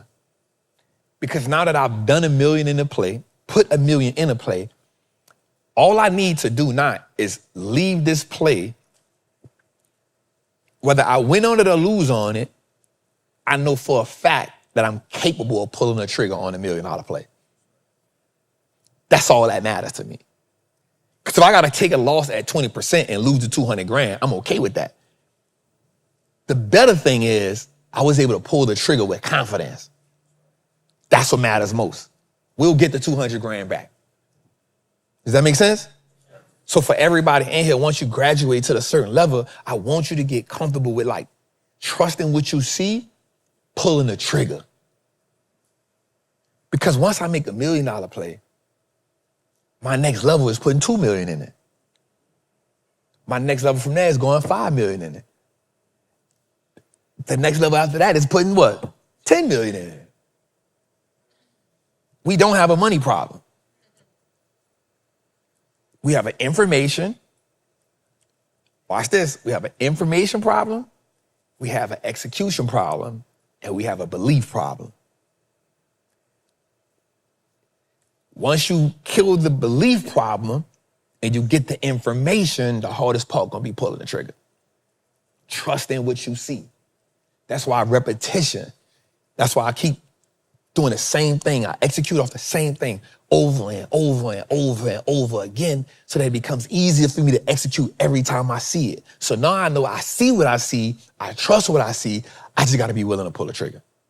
Does that make sense? All right, let's get to the money part. I apologize if I went on a little rant right there, y'all. But I think that can help a lot of people out. All right, so here's the play we put in today, y'all. We put in the arm play today, right? And let me get my phone so I can tell y'all what's what. Jose, did we have any super chats come through that I missed? Nah, you on point. All right, just let me know, bro, because I don't want to miss nobody. You feel me? All right, so let me look at this so we can lock in. I want to give y'all this, and then we'll get to the show, y'all. I apologize. We deep into the show, and I ain't talking about a stock yet. Damn. My bad, George. All right, here we go. So we in an ARM play. We put in that play today, 20%. We up 20% on that play. I put it in today. BE is a play we put in. I want to say we put this play in 2 weeks ago. It's actually going, I need this to stay because after hours right now, it's up $27. So it hit $27 today. That's why you see the $8,000 on there. And it's up $27 right now after hours. So that's going to be sweet. We in a COHR play. We put that in last week. We down on that one. But I want to just give y'all percentages so y'all can see it. So I can talk to y'all. Down 6%. I'm okay with that. I'm down 7%. I'm okay with that. The CrowdStrike play we've been in for probably 2 weeks.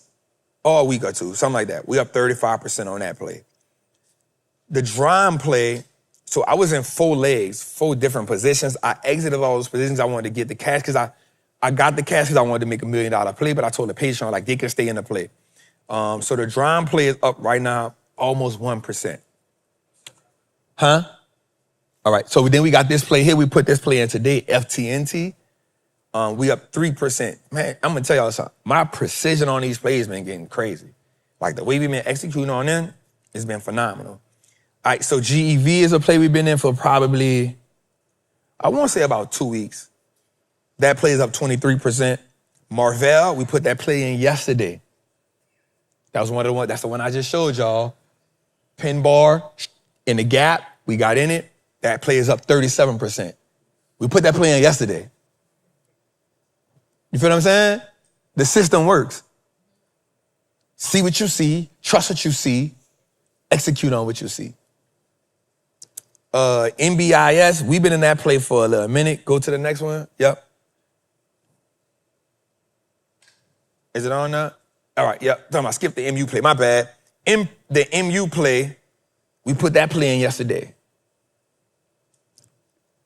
And we up 12%. But let me see something right quick on that MU play. Now, let me tell y'all something about that play. That play was super expensive. That play, I'm not gonna lie to you, that play made my check engine light come on. Because that play alone costed me $400,000. Because I bought 12 contracts.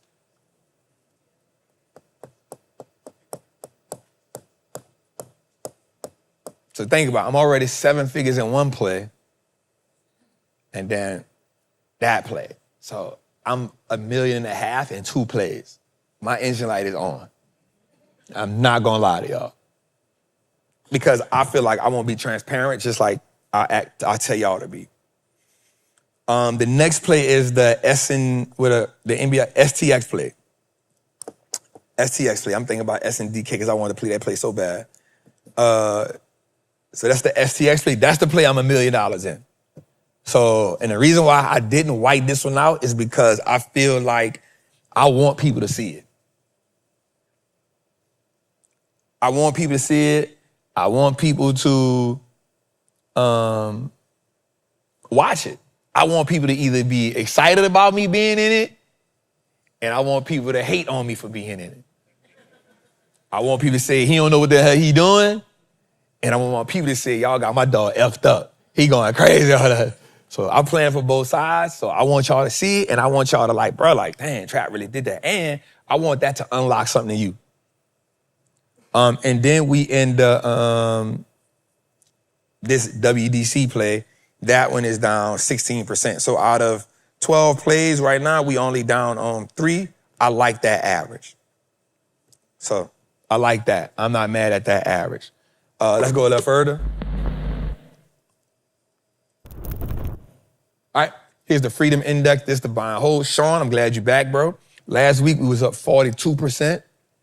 I think 42% or 41%. Now we at 30, 38, 39%. Here's the buy and hold, Costco, EME, fixed. And let me tell you something. I wanted to put an option play on this FIX play, Comfort Systems. The volume in the open interest was so low. I didn't get in it because trying to sell it back to the market would have been a problem. I would have had to negotiate that a lot. But I've been wanting to put an option play on this one so bad. ITA is an ETF. MU, as you can see, just look at that one play. MU, I'm up $147,000 on my buy and hold. That's so good. NVIDIA play up $300. PWR, SNDK. Man, why my SNDK only up $2,500? I might not have enough in there. STX, TPL, and Walmart. So that's the buy and hold. We up 38% on that. Right now, this would be 2022, 2023, 2024, 2025, 2026. If we finish the market up green, that would be 5 years of us beating the market by double digits. And that is an accomplishment in itself. All right. Jose, let's get the people some information. 3,800 people in the chat. Let's get to 4,000, bro.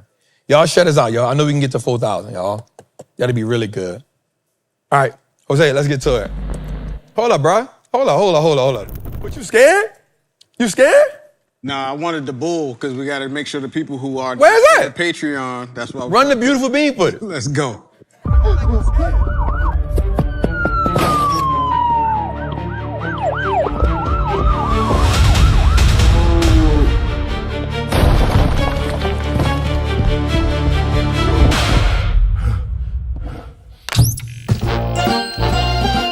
Showing the Wall Street Trapper. Patreon.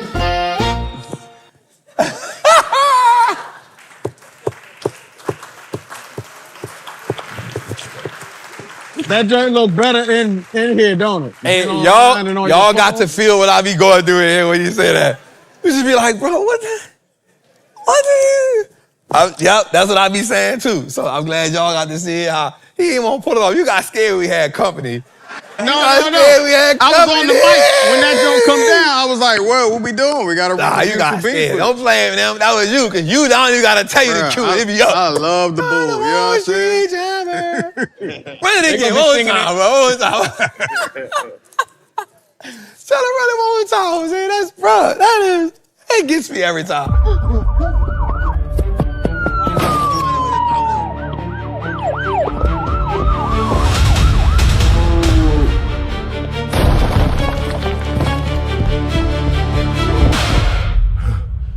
Bag came from that. Showing the Wall Street Trapper. Patreon. Nah, cut. Wait, so cut. first off. Cut. The money bag there, it disappeared, and then he pull it. And then he pull it again. Run it again. Where he go? You ain't never catch that?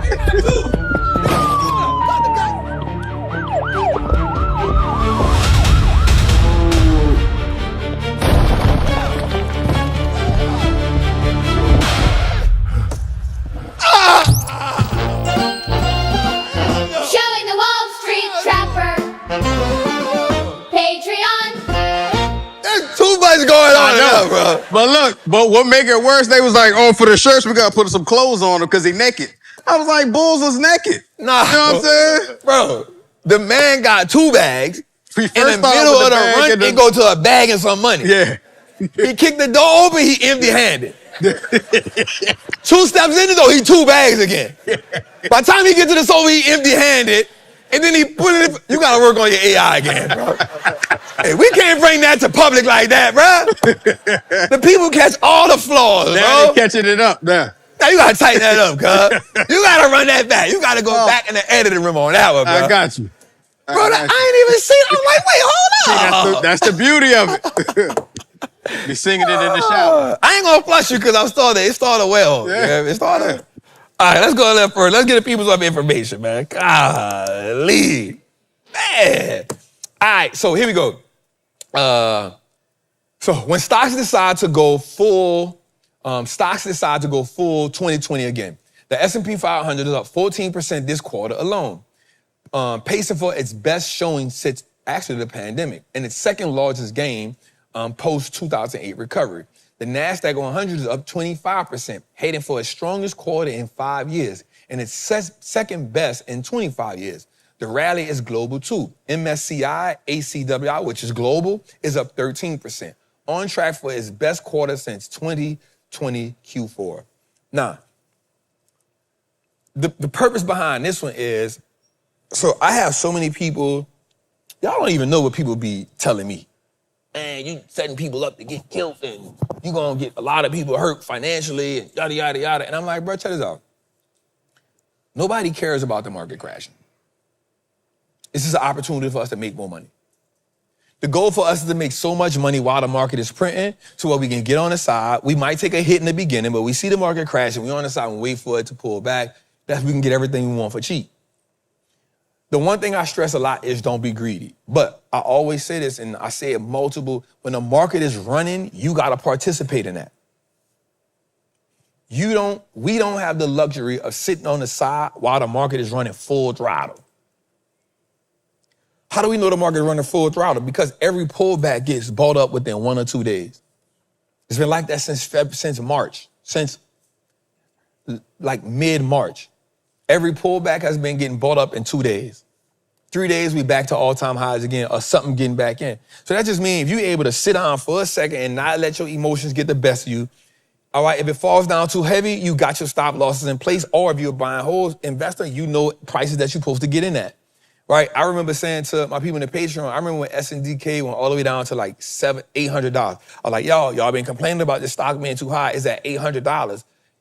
Think about how cheap that is. Well, guess what? Now it's $2,000. Now the $800 look super cheap. 2 months later. You feel what I'm saying? So, and it's another reason why I always tell us, like, let's go look for the best quality stocks. So when the market is running like this, I don't care if Microsoft is trading at its lowest ever and we think that's cheap. It may be cheap, but right now, I won't participate where the money at. Right, so when I'm trading, I won't participate where the money at. I don't want to go against where the money at. Right, so we've been trading the same type of stocks all year. We've been trading the same 20 stocks. Why? Because that's where the money at. Yes, they will put you under pressure for a little bit. Well, ARM, it did us that. We got in ARM, we rallied up like 5%, then it fell off a cliff. But we was able to get back in it 2 weeks later. 3 weeks later, we back in it. And we could have got in it a week ago because I was like, dang, because once I miss a play, I'm not going to chase a play. It went to all-time high, came back down. So I love hearing this. I love seeing this. It actually goes with the thesis. Think about how much money being made if the market is breaking records. I'm not the person saying, oh, the market about to crash. No, it's not. I don't see it. Not right now. The reason why is because we show the data that said, and that's why I show so much data. After the market recovers something like this, you get a good 6-month run. Well, we right on line with that. I said, hey, y'all, we probably can get a run up until about August, which is when late July, we're going to start pulling back because we know what? The second part of July gets a little slowdown, August goes slow, and then September gives us the punch in the face. Well, if we can make a lot of money between, and I said the last 2 days of June and the first 2 weeks of July, it's the strongest 2-week time span in the market, like by 90%. That's why data is important. So we already know the play then. All right, cool. Coming into that second week, we can start doing what? Scaling back. It don't mean we got to exit everything. We just scale back a little bit. We get into positions a little bit smaller and we wait. Like you don't got to miss the opportunity because you think it's too expensive. We don't know that. And so they got the guy right now who was on Stephen Bartlow's thing. And I hate when we do this to people. This person called the 2008 crash. All right, we're in 2026. Whoop-de-doo. He got that one right. That don't mean I'm about to live and die by everything he said. Right? We do that with Michael Burry all the time. Man, you know, Michael Burry made that money. All right, bet. You know how many times he's been wrong since then? Publicly? But every time he make a play, everybody like, nah. Again, He was right on NVIDIA and Palantir this year. Not mad at that, right? But how many times have you been wrong? He said we was gonna crash after COVID. He was like, yo, we about to crash again. Bro, we ain't seen that crash till Trump got it off. So he was wrong for 4 more years, right? So that's what we gotta be willing to do. Like, I let data tell me, I'm not just worrying about because somebody got something right. Man, you know how many times Warren Buffett got something wrong, but he's still the greatest? You know why? Because he gonna keep playing the game. Warren Buffett said, I'm not gonna invest in tech stocks because they not good. Well, he realized for 6 years he was missing out on a whole bunch of money. So guess what he did in the pandemic? Bought Apple. Made it the biggest position he had. Then what he did after that? Bought some Google. You wrong until you right. So don't keep sitting on the side because you hear somebody saying the market gonna crash, right? Participate in the game. So let's go a little further.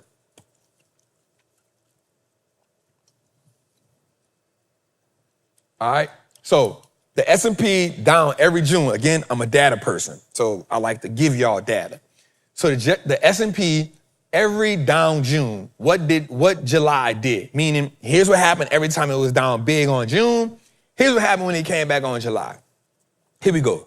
The average June is down 2.95%. We see that at the bottom? We see that at the bottom? Yeah. All right, cool. The average July gives us about 2.8 something percent. Right? So that's a really good recovery. So 2006, down 1.7, 2007, down 2.3, 2008, 2009, down 2, almost 3%, gave you 7. 2010 was down 4, gave you 7. 2013, down 2, gave you almost 5. 2015, down 2, gave you 1.5. 2016, three quarters of a percent. Gave us 3-some percent. 2017, almost 1%, 188 on the July. 2018, almost 1%, gave us 3.48%. 2022, almost 8%. July gave us 8% plus. 2026, this June, minus what happened today, we're probably down 2.9%. Right on par. The numbers say when June give us this type of deep recovery, discount, to me, that looked like a bounce back in July. What'd that look like to y'all? I just play the numbers.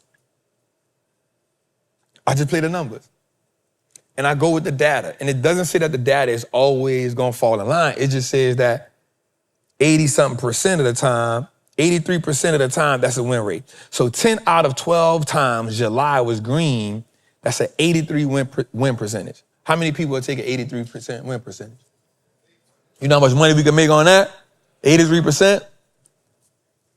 There we have it. So now we get to see if this number gets added as a win or a loss. But guess who's gonna participate? Me. And I hope you come with me. But if you don't, that's on you and your pockets. If you do, that's on you and your pockets. Let's go a little further. All right, so that was for the S&P. Here's for the NASDAQ. Since 1986, here's the July seasonality. So for the NASDAQ, it's 65.9% of the times July is positive with a 1.7% increase on average. Let me ask you a question. Who would take a 65% win rate? Because that's more than half of the time. That's all I'm saying. And that's the numbers on the board. Let's go a little further. Because I just want to drown y'all with data. I want to make y'all, make a decision. So July midterm election, this is another sense of data. So July midterm elections since 2006. In July 2006, you got 0.04. 2014, you got 2%. 2022, you got 8%. 2010, you got 7.31%. In 2018, you got 3.46%. Win rate of 80%. The average return is 3.38%. That's better than the July of a non-midterm year. Does that make sense? So this information is based on because this is a midterm year. So it's still some data, but it's giving you data from another angle. The other two are based on July data. Average July data after a June does something. This is midterm July data. Does that make sense? Because we're in the midterm year. So watch this. 12 months after the midterm, this is what's really good. 12 months after the midterm election, the SPY averages 15% going back to 1950. We're 5 months away from the inflection point. The weakness sell-off you're seeing right now, which is what we're in, right? This is the setup for the post-election rally. The weakness comes first, the rally comes second. We're in the weakness. The 15.4% comes after. And this is average based on midterm years because we're in a midterm year. Does that make sense? So for me, I want to participate. And I said this maybe like a couple months back. I said, I can see us having, based on when we looked at the V-shaped recoveries, a 6-month run before we see any type of deep pullback, which will put us in maybe like July, September. I bet. So if we run for 6 months, that means you should have been able, we said this early on too. We said this like in March. So if you can make bread from March to September, you should have put some bread in your account. At that point, you're ready for the market to sell off so you could do what? Get back in. That's the nature of the beast. And it's not saying it's going to go straight up. It's saying that it's going to come in waves, right? So we got to be able to say in any pullback I see, we get on the chart, we see our key areas, pullbacks happen, we execute. That's how we get bread, y'all. We don't get bread by going straight up.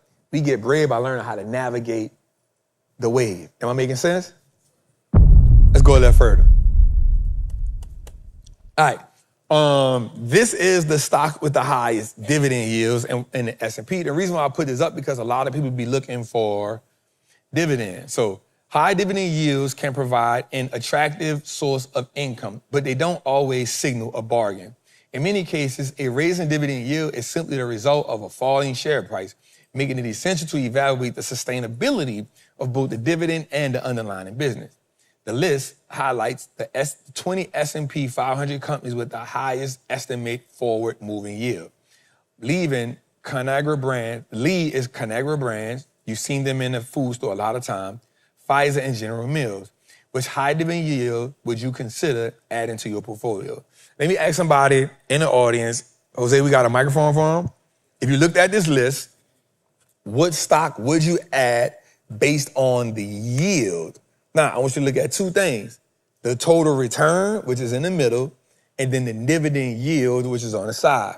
The reason why the turn is essential because me personally, I only like dividend companies that have great fundamentals that's positive. I don't like buying dividend companies that have bad fundamentals that don't perform.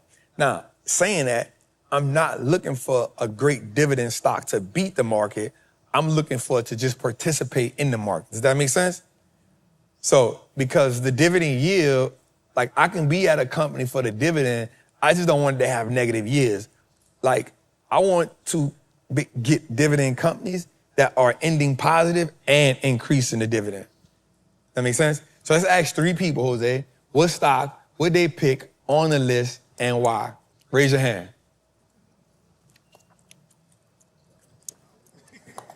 Huh? Put the list up, Jose. There go the list. Let's go, boss.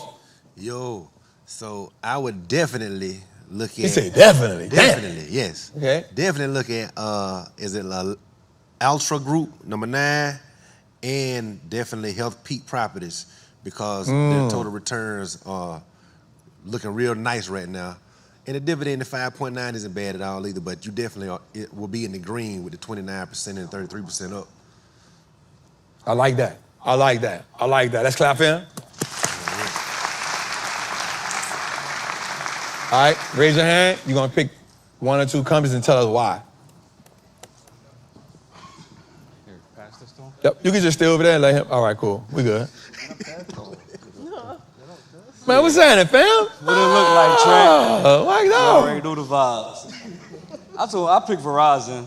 I don't like none of them, honestly. I pick Verizon just for the simple fact they might have a second life with the satellites and all the data stuff been having second lives. So I like it. That's the only reason. Besides I like that, it. I don't like it. My dog, he in Travis Anonymous. He's a fundamental detail. He done did a lot of breakdowns, so I like what he said right there. Clap for him, man. That's good. All right, let's get one more.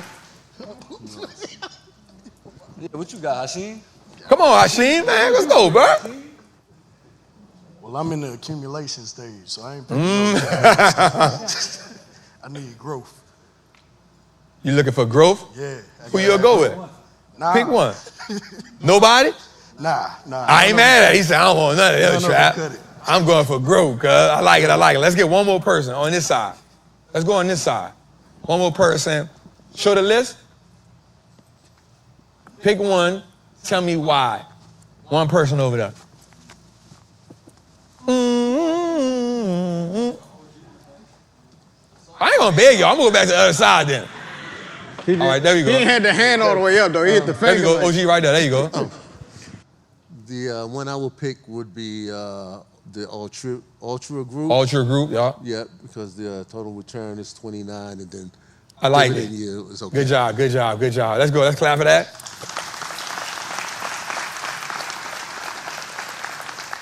Only reason I don't like Ulterior Group is because they sell cigarettes. That's a cigarette company. They broke off from Philip and Morris's, but I ain't mad at it. So let's clap. Let's go a little further. And I think dividends are essential for your portfolio, man. I just pick somebody that you lock out with. Don't always go for the dividend yield. Go for the growth. Do they have some growth? That's why Hashim said that. He's like, bro, I like growth. I'm kind of the same way. But yeah, so this is our... I saw this and I added a little more detail to it because I feel like this is essential. So I know there's a lot of people that's just getting in the market. And because there's a lot of people that's just getting in the market, I feel like it's a good way to lay some foundation for you so you can get in the game and be specific, intentional, and again, create a system for why you're in the game. So how to trap in layers for 2026. So the first thing is protect yourself first, right? You know, building that. At first, I didn't used to agree with Dave Ramsey on this. Like, bro, like, you know how hard it is for me to save 6 months worth of whatever. But I realized something is that if financially you're trying to invest while you're still on your financial edge, you are too emotionally attached to what happened to the investment. So what happen is if you're on a financial edge, meaning you don't have no breathing room, you'll sell a good investment because you need the bread, which is actually cannibalizing your investments. So I'm not mad at, like at least getting some money saved up. For me, it don't have to be 3 to 6 months. To me, it's like, you need to at least have $1,500 to $2,000. The reason why, because that can cover something, if something happened. For some people, what your lifestyle and thing is, well, I think that's important. The number 2 on the list is co-investing. Never sell later. Right? So for me, I really feel like we got to build out what our investor identity is. And building out what your investor identity is helps you make certain stock selections. But I feel like the S&P ETFs, dividend ETFs, they'll be really good for certain people because you just want to play it safe. Remember, you're a beginner. So slow, steady compounding is what helps you. So ETFs and index funds are really good at this layer. And then we go to layer 3, which is the add higher upside. So now, I think once you get the identity down pat, setting the goals and understand who you are, now you can take it up a level and say, now I want to get into some growth stocks, some growth ETFs. These things are essential. The last one is, the 4th one is now we add in like another level. And it's the individual stock picking, but for most of it, it's the thematic strategy, which is you investing, which is you best investing off of themes. And the next one is options. So I think that option should never be your first way out the gate. I know we make it sound exciting with the trading and investing, and you see these people making the bread, and you're like, I want to do that too. But if you don't have a good idea, philosophy, and knowledge of the game, then I promise you're setting yourself up for the kill. So in our mentorship call, I talk to people a lot about that all the time. It's like, how do we help you set up a strategy that fits you, where you are now, and then we gradually take you where you gotta go at. I think too many people treat this game like it's a sprint instead of a marathon. Once you learn the skill set, you can then start making an investment that you need to make and then growing that. Like, you don't gotta just, hey, I'm about to just go trading out the dope. And then you're like, hey, Trap, what a stock is. We definitely can't start trading, bro. You know what I'm saying? So I just think they're all time. And then it's the top of the pyramid, which I think is essential because I think the game starts at the foundation for me is the buy and hold, and then we work our way up the pyramid. And I call it just the triangle offense. I think buy and hold should be at the bottom, then your leap options on this side, and then your swing option on this side. So I think everybody should go buy and hold first, then leap trade, and then swing options. I think those are the three. I know for a fact those three will take you where you got to go at. Learning those three will make you a millionaire in 3 to 5 years. 5 to 7 at max, depending on where you are. But the reason why I say this is because if you now dominate how to put money in the buy and hold consistently, then you learn how to leap option trade. You know those trades are going to come around at least 1 to 3 times a year. That's your long-term wealth that you've accelerated. And then now the swing trading and the futures trading becomes how you create cash flow. Then you use the cash flow for buy and hold and leap option trading. So that's how you turn income to wealth, and then wealth comes to freedom. So I think that layers right there is really good and strong. I think everybody should look at it and snapshot it, and it be how you move forward. Let's go a little further. This is interesting because the debt is rising in the U.S. I think that we need to pay attention to that no matter what we're doing. And so the U.S. debt now exceeds 100% of GDP for the first time since World War II. All right, and who knows what GDP is? Gross domestic product. And what that's simply saying is we got more debt than what we bring in. Nah. Let me do this right quick. So we got more debt than what we bring in. And the reason why that's gonna be important is because we're not the only country that do it. There's a lot of countries that's ahead of us, that's way, way, way ahead of us. But the caveat to that is we need to find a way to bring this down.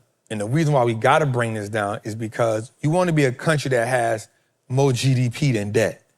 That's a surplus. We haven't been that since about 2000. Why that hurts us is because now our money is consistently losing value and the country not bringing a lot of money in, so now it makes the country look weak. If the country gets weak and the country starts to look weak, then now we can't afford to defend ourselves. As a country, we always want to be able to defend ourselves. I see my guy, Lieutenant Case, up in here. I remember a couple years back, we said something in our Trappers Anonymous group, like, all we know is the America that's the big dog. None of us in here, wait, I don't want to speak for everybody in here. 90% of us in here, we don't know what it's like for America not to be the dominant country. Right? That's a cipher, it's a hell of a sight when we not the dominant country no more, because a lot of stuff that we take for granted, we don't have access to that no more. We become the country that now other countries set the tone for us.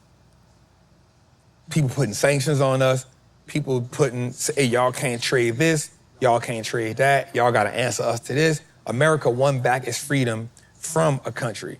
We then became the country because we built out the biggest consumer base, which means we buy everybody's stuff, but in the process of doing that, we stopped creating as much stuff. China became the country that created a lot of stuff, and so they began to create a lot of stuff, they created demand for their country. But a country like Japan is 200 and something % debt to GDP, meaning they 2 times worse. That makes sense? Like, think about it like this. In your household, if you were in more debt than money that you had coming in, how would you feel? You really wouldn't like that. You'd be like, hey, I'm living on eggshells right now, right? Well, that's how our country is now, but it's 100 times. Right now, I think we had 135. I think we had 135. So that's why I say it exceeds 100%. At one time we was at 100%. Now we've exceeded that. We at like 110, 115 right now. We need to get that down, at least under 100. Because we're a consumer country and because we are a country that doesn't produce a lot of goods that go out, we holding on to some things. So the Petro-Dollar, which is America's holding on to, meaning you want everybody to pay you to move around their oil, which is why I'll say it, which is why you killed Gaddafi, which is why you took the money from the dude from Venezuela. Because countries saying, you know what, bro, we're not about to trade oil in American dollar. China and I think Russia are like two of the only countries that do that. Notice we ain't picked no war with them yet. Pick your battles wisely. But any other country that does that, like we knew we can take over Venezuela. They ain't had what it take to fight us. So you go take that country over, you take all of the oil, you seize it, and then you give it to American countries. But it's gonna take anywhere between 5 to 7 years to get that thing going, because you gotta build your own refineries over there, and you gotta turn that crude oil into oil that we can actually use. Right now, we can't use it. That's gonna take some time. But to say that you have it, and to say that you gave possession of it to our countries, is gonna help America. But you gotta be able to withstand what you have here that's going on now for another 5 years. And at the rate we going, I'm not trying to be the bearer of bad news. I'm gonna just say, get your money up as much as you can. Because if that does happen, well, we can't do that in time, again, if you're not financially in a better place, America is already the have of the have-nots, but it'll get more deeper if we the big dog. And here's the thing about not being a big dog. You don't reclaim the big dog status overnight. It takes a couple generations to do that. That make sense? Like we regained big dog status around about 1970. Now we in 2026? It takes a long time to rebuild. You gotta go to war, you gotta rebuild, you gotta put some people in office that's doing the right thing for the people, but not just the people, for the country in the whole. So just be mindful of this. Let's go a little further.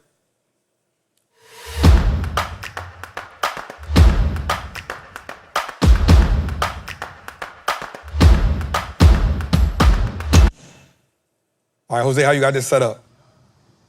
Stand up. Talk about it. They already know? Yep, they already good. He just stood up too. All right, let's go. Talk to me, boss. All right, what up, Trap?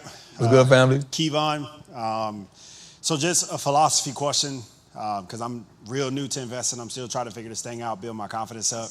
Just want some advice. Right now, portfolio looks like 25% ETF, VOO, another 25% VUG, and then I have about 4 or 5 individual companies that's no more than 10% of the portfolio: Google, Microsoft, NVIDIA, Robinhood, and GLD. Just from your experience, for your advice, based off of the direction that you see the country kind of going in, the economy kind of going in, if you were in my position and you inherited my portfolio, what direction would you take? What advice would you give a young man? That's a good question. VUG and what else? VOO is the other ETF. VOO and VUG? Yes, sir. I like those because they don't conflict with one another. I'm not mad at you having 25% in ETFs. That's gonna give you balance.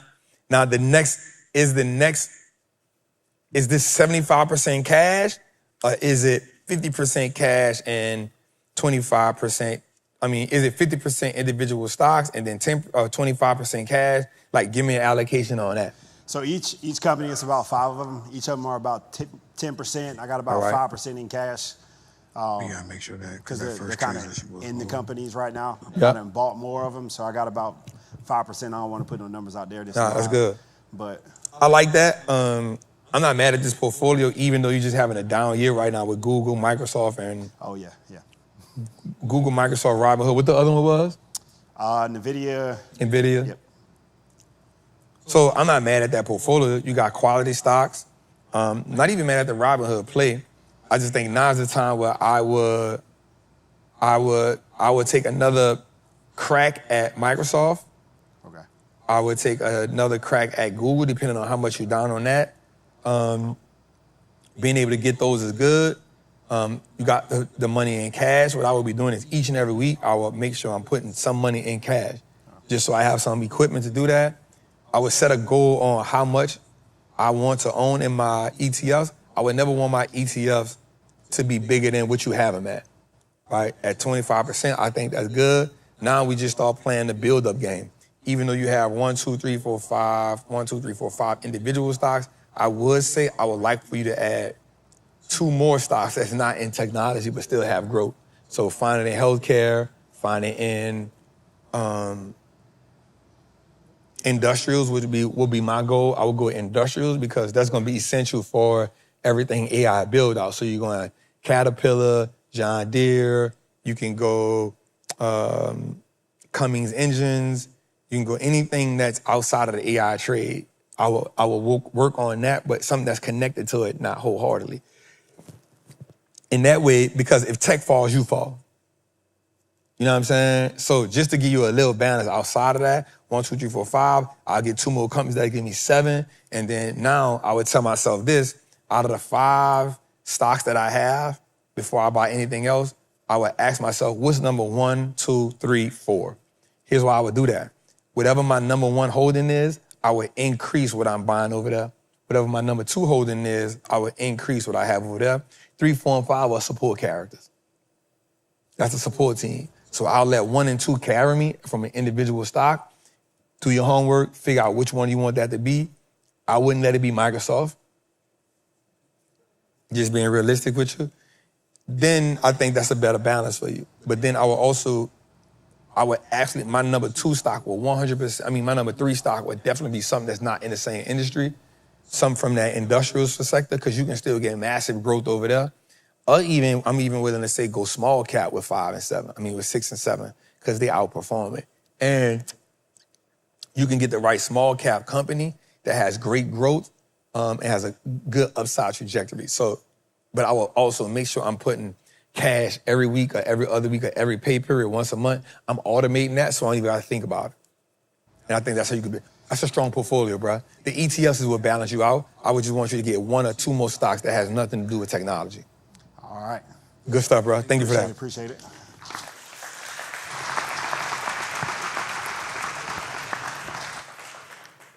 All right, let's get it. Blessings, King. How you feel there? What's good, King? I'm good. I like that shirt, man. Hey, 100, you know what I'm saying? Driven by poverty. Let's go. Trap, let me see. I am a new trader that's basically, I'm a day trader, but I'm trying to navigate the space of crossing over to leaps and swings. But I'm trying to get a general understanding. You gave a little bit earlier, you know what I'm saying, in your dialogue, but of how do I navigate over there for as what's the best strategies and the difference really between swings and leaps? You know what I'm saying? And then also, how would I do that with a small account as well, though, like too, and trying to build that up? That's good. Good question. So, I got tangled in there. So so with day trading, you should have, I don't know if it did or not, but what day trading does is it should at least give you some familiarity with the charts, right? Like day trading is solely dependent on chart action, right? Solely dependent on chart action. With swing trading and leap option trading, you can get away with a little more of a mixture of fundamentals. The reason being is because I don't have to be right now. I just need to be right in 4 or 5 months. You feel what I'm saying? With leap options, there's only 2 or 3 times I'm gonna get a leap option in a year. It's 1, when there's an economic event. 2, when there's an industry event. Economic event gonna shake the whole market, right? So think tariffs took the whole market down. Think pandemic took the whole market down, right? So economic events cause me, that's the best time to get leaps. The second best time to get leaps is when you have industry events. Industry events are things that happen with a specific industry. Think BP oil spill, right? So when the oil spill happened, all oil companies took a hit. Think about when we had a chip shortage, just chip companies took a hit. Think about right now, ChatGPT is threatening all software companies. What I don't like to buy in on is individual stock events because they can be harder to recover from, meaning one stock having a problem and it's killing this one stock. Think about E. coli when it happened to Chipotle, right? It was the only company affected by that because they had an issue with something. Think when Nike by itself is having a problem with innovation. So the stock, and y'all know me, I've been saying this, the stock was $100. I'm like, this is a trash stock. Like, leave this stock alone. Right now, the stock's $50. And people like, man, you tripping, you talking about, I'm gonna get the dividend. All right, the dividend ain't worth the stock down 100% in 3 years. Why would I want that? Right? So buy on market events and buy on industry events. That would be great for you. When it comes to strategy, there's several different strategies. There's a million strategies. My goal is to find a strategy that works for me. So the way that I swing trade based off market structure, based off of candle communication, based on gap fill reversals. There's 3 ways I'm into the stock. A gap fill reversal, any type of market structure break, or I'm getting in right when the momentum happens, right? Bounce off a dynamic support level. I'm repetitious. I'm not looking for nothing else. That's what my eyes are trained for. So for you, I think the goal is to find a strategy or a system that you feel comfortable with. You can't give up on the strategy early because the strategy got to prove itself. Meaning, so when people come into Patreon or when people come take the option masterclass, it's me giving you my strategy that works for me consistently over and over and over again. The problem with that is people will get what's called style fatigue, meaning they'll try a strategy 1 or 2 times, it don't work, they go somewhere else. My goal is to give you a strategy and you stick with it more than 6 months. Well, Trap, what if I'm losing money? Well, you're gonna make money and lose money. The goal is, what are you learning about the strategy during the time? And how's it helping you evolve, right? So that's what I will focus on. But your biggest issue gonna be the day trader mindset gonna conflict with the swing trader and elite trader conflict. It's gonna be me and Rob deal with it all the time. He's a day trader by nature. He trade futures by nature. So in his mind, he don't need to be right over a long term. I need to be right now. So he needs to be right now, and then he needs to be right within a 6-hour time frame, right? So for me, in 6 hours, I'm like, bro, this candle's still forming. I got time, right? So I need to be right in 3 different ways. My execution can be right, but I can have a market event that causes my stock to go down a little bit. But if it's still in foundation and haven't broke a key level, haven't did anything that would make me exit the trade, I can wean on this trade for a minute, right? So I can look at it for 2 weeks and be like, all right, that's cool. For a day trade, you like, nah, bro, I could have got in, I could have got out, I could have got in, I could have made 17 plays by the time you made that one play. In my mind, I'm okay with making this one play because I'm up 100%, 200% in 2 days. In your mind, I probably get 100% in a day, Trap. And you're looking at the 100% because you're doing it at a smaller level. What I like about swing trade, nothing against day traders at all. The swing trade may cost me a little both because of how long we going out, but it also means I'm gonna make more. Watch what I'm saying by that. Because you can get in a day trade, it'll cost you $40, $50. You in a trade, you like, bro, I'm good. I spent $100. I got 1,000%. I killed it. Well, it cost you $400 and you made the 4 bands. Bro, you went crazy. I ain't mad at that. The way we swing trade, that $4,000 is in one uptick move, but you paid, $2,000 for it. You know what I'm saying? So 10%, you like, dang, that's why my cousin go crazy right now. Cause he like, bruh, I just made 18 grand, 20 grand in 2 days. For a day trader, you gotta put up a lot of capital and you gotta be right in that one day. Not saying that's wrong. Some people have built up that fortitude to do that. But for me, I could put that bread up and I'm like, bro, I got 6 months to be right. See the difference? So it's not saying that I don't have nothing against day traders, but for me, I wanna buy the security of having the time, right? So one market dip, as long as I'm still on structure, as long as my levels are not met, I can still let that play walk through it. And if you've been in a Patreon for a minute, we've had a lot of plays that may go down 10, 15, 20%, but you look at it 3 weeks from now, you like, bruh, this thing is up 100% now. You know what I'm saying? So I think that would be the psychology behind how you navigate the game. Does that make sense? Absolutely. Good job, boss. I appreciate you.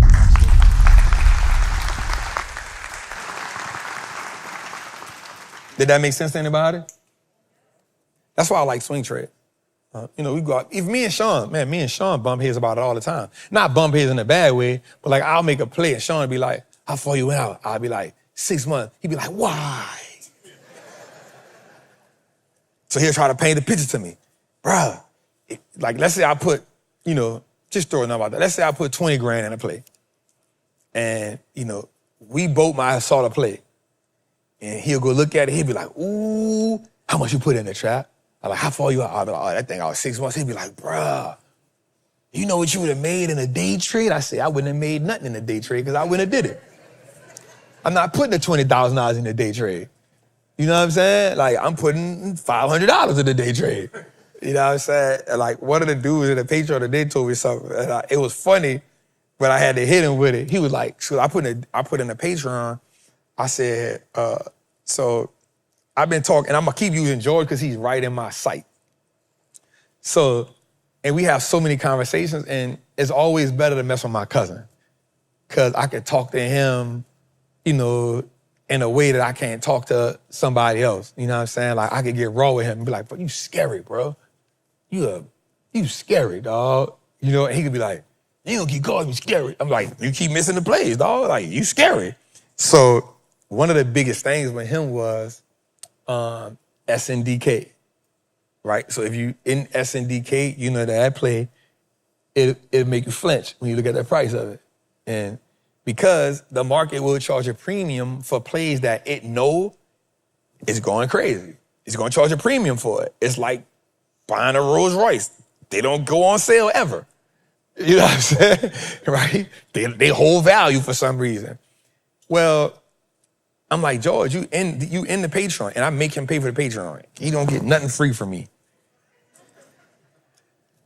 Call it what you want. Tough love. You know what I'm saying? You made me pay rent when I was staying by you and I was working a turnaround. Pay my $49, you hear me? So he would be in that play, he'd be like, man, cuz I can't get in that play. I'm like, why you can't get in that play? For whatever reason. So he'll get in the play and he'll be like, I got out, cuz. Salute, King.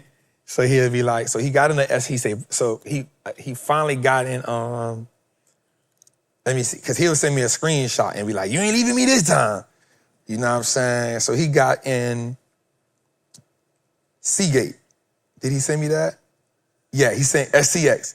So he got in SCX with me the last time. He got in SCX. He got hurt because we got in a GEV play and it didn't go right. He was like, man, cuz I lost 11 grand on that play, bro.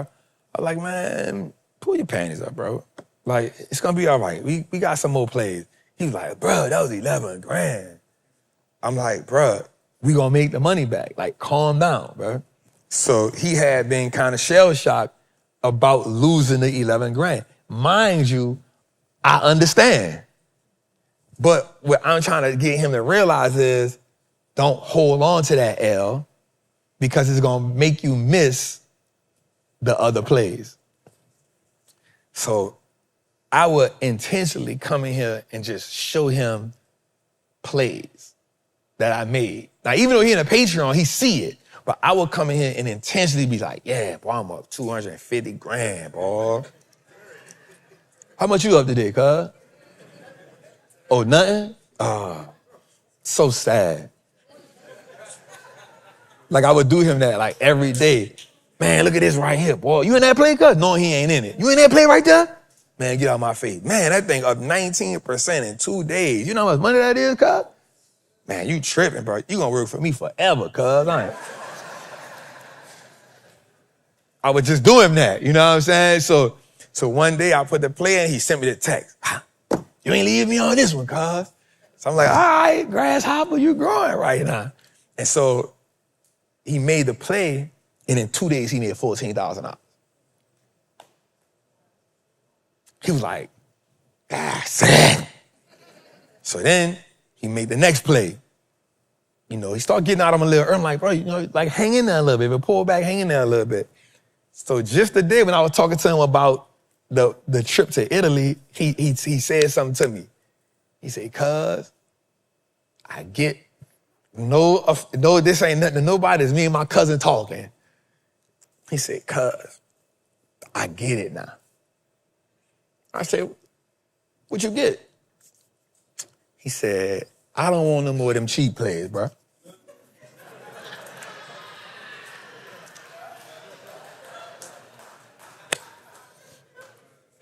what you talking about? Nah, just send me the big dogs, you hear me? I said, what you mean by big dog? You know the ones that call 10, 15, 20.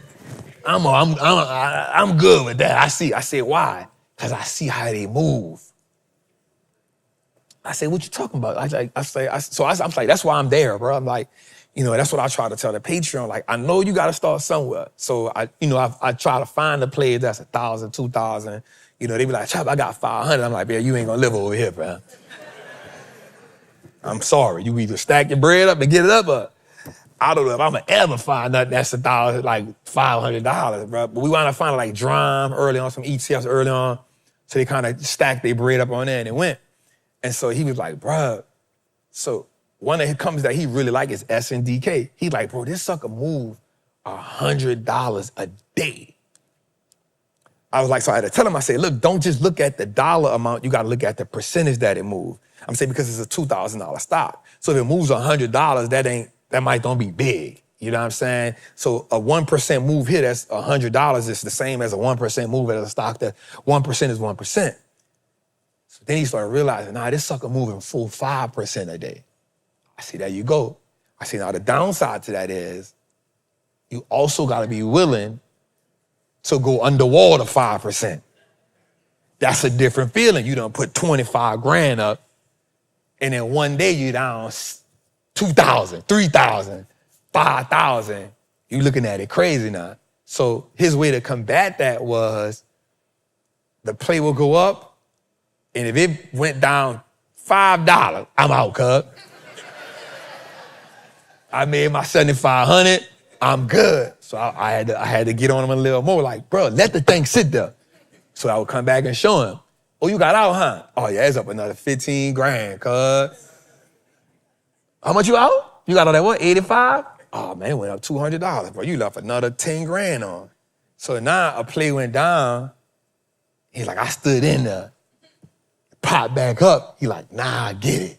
So, and that's the goal. It's not to just pull the trigger, but just emotionally, I'm still talking to you, you know what I'm saying? Emotionally being able to, again, nothing wrong with day trade. I think it's phenomenal. I actually think day traders are doper than they give themselves. The only difference is a lot of rules that count for day traders don't count for me. So a day trader may say, I'll never risk, 2-3% on a trade. That don't count for me. My trade's gonna cost 2% of my account easy. You know what I'm saying? So a day trader too is not, again, this is nothing against day traders. You're not gonna find too many day traders that's willing to put like 100 grand in a play. And the reason being is because you gotta be right in a small window of time. That's gonna over leverage your account. You're gonna almost blow your account trying to do that. You know what I'm saying? So you'll get something that'll put 10,000, 15,000 in a play. But again, they day trade, they stop loss is gonna be really, really tight, 1% maybe.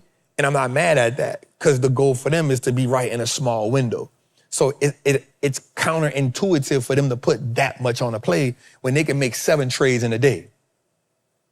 You know what I'm saying? They can make 4 or 5 trades in a day, they good. They'll say, hey, I'm gonna make 7 trades. If I lose 3 trades with small losses, they okay with that day. For me, I can make 1 trade in a week and that 1 trade is up so big, I'm like, hey, I'm cool with that. So I don't have to make a lot of trades. And only because the Patreon has grown so much that I make so many plays because I be trying to just feed everybody. But in previous years, 10 trades in a year was enough for me. And just let them run. You know what I'm saying? So that'll be your biggest thing. It's navigating that space. But once you get used to it, you're gonna be like, ooh, but you're gonna have to empty the day trader cup to get in swing trader mode. Because your day trader rules is what you're living by right now. It makes sense? Salute, King.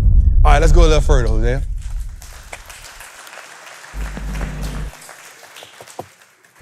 And again, to my day traders, I think y'all super dope. I have nothing against y'all. Like, Chad, I know you talk about day traders. Hey. Bro, I think y'all super dope as day traders.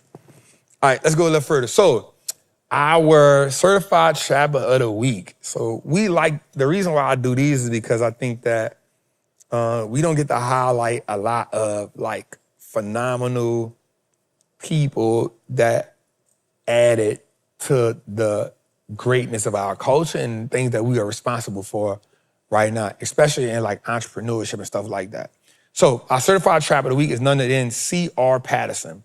Charles Richard Patterson was an American entrepreneur, carriage maker, and community leader whose business laid the foundation for the first Black-owned automobile manufacturing company in the United States.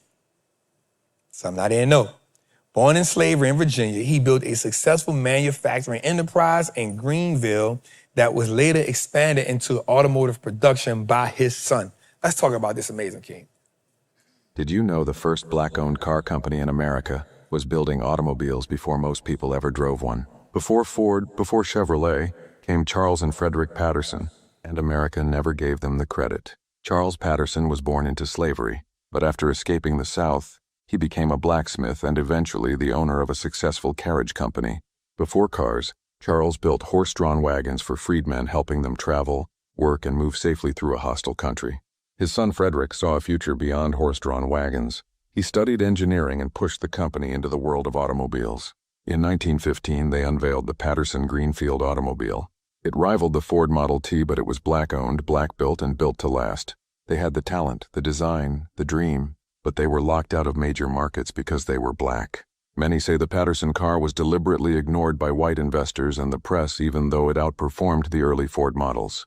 Without fair access to buyers, the Patterson Car Company couldn't survive. By 1920, they had stopped production. Frederick Patterson later became the first Black man to join the auto industry's national board. He never stopped fighting to be remembered. They weren't just building cars. They were building legacy, and America nearly erased them. It's always one of those situations.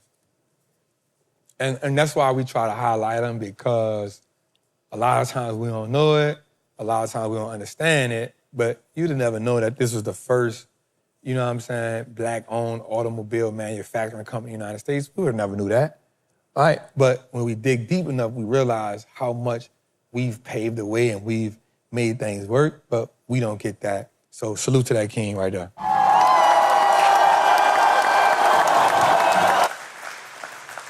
All right, let's go a little further. All right, so the Magnificent Seven. And so this is clutch to me. And the reason why this is clutch to me is because, you know, you get on the internet and you get on TV and they say, you know, these 7 stocks are pushing the market up. Well, they not this year. And we flirting with double digits. You know what I'm saying? Without them being involved. NVIDIA is small involved, Google is small involved, everything else is negative. I think Amazon may be small, I think Apple may be up 2-3%. So the Magnificent Seven loses $2.3 trillion in 2026, in June 2026. So just in the month of June, they lost $2.3 trillion. Right? The 7 largest U.S. technology companies lost more than $2.3 trillion in market value during June 2026. As investors shifted away from big tech and toward companies supplying the chips and components behind the AI boom. The Magnificent Seven, which is NVIDIA, Meta, Apple, Microsoft, Alphabet, Amazon, and Tesla, fell about 10% during the month, marking their weakest monthly performance in more than a year. The decline reflects growing investor concerns over whether the industry's massive AI infrastructure spending will deliver sustainable returns. Now, there's 2 ways I can look at this. There's 2 ways I tell us to look at this. So you got to look at this. Outside of Tesla, everybody else on this list has phenomenal fundamentals. The problem is they're spending so much money on the AI build-out, it's causing their free cash flow to be negative. That's what's causing the decline.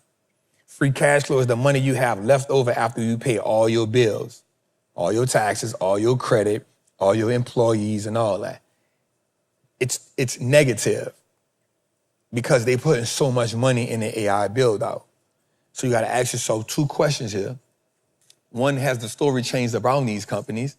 No. 2, you got to ask yourself, do I believe in them in 3 years? Why 3 years? Because it's going to take about 3 years from them to build out what they're building out. And then in 3 years, you'll start seeing them say, hey, we building profit, we doing this, we doing that.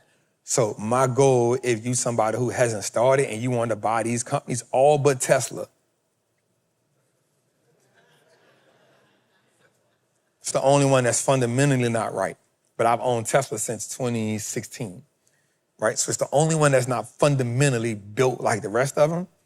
Everybody else here, you got to think about it. NVIDIA made $81 billion in the last quarter. Meta is the biggest digital player in the game. Google, with Gemini, YouTube, Google Cloud, they're sitting on right now more money than everybody else.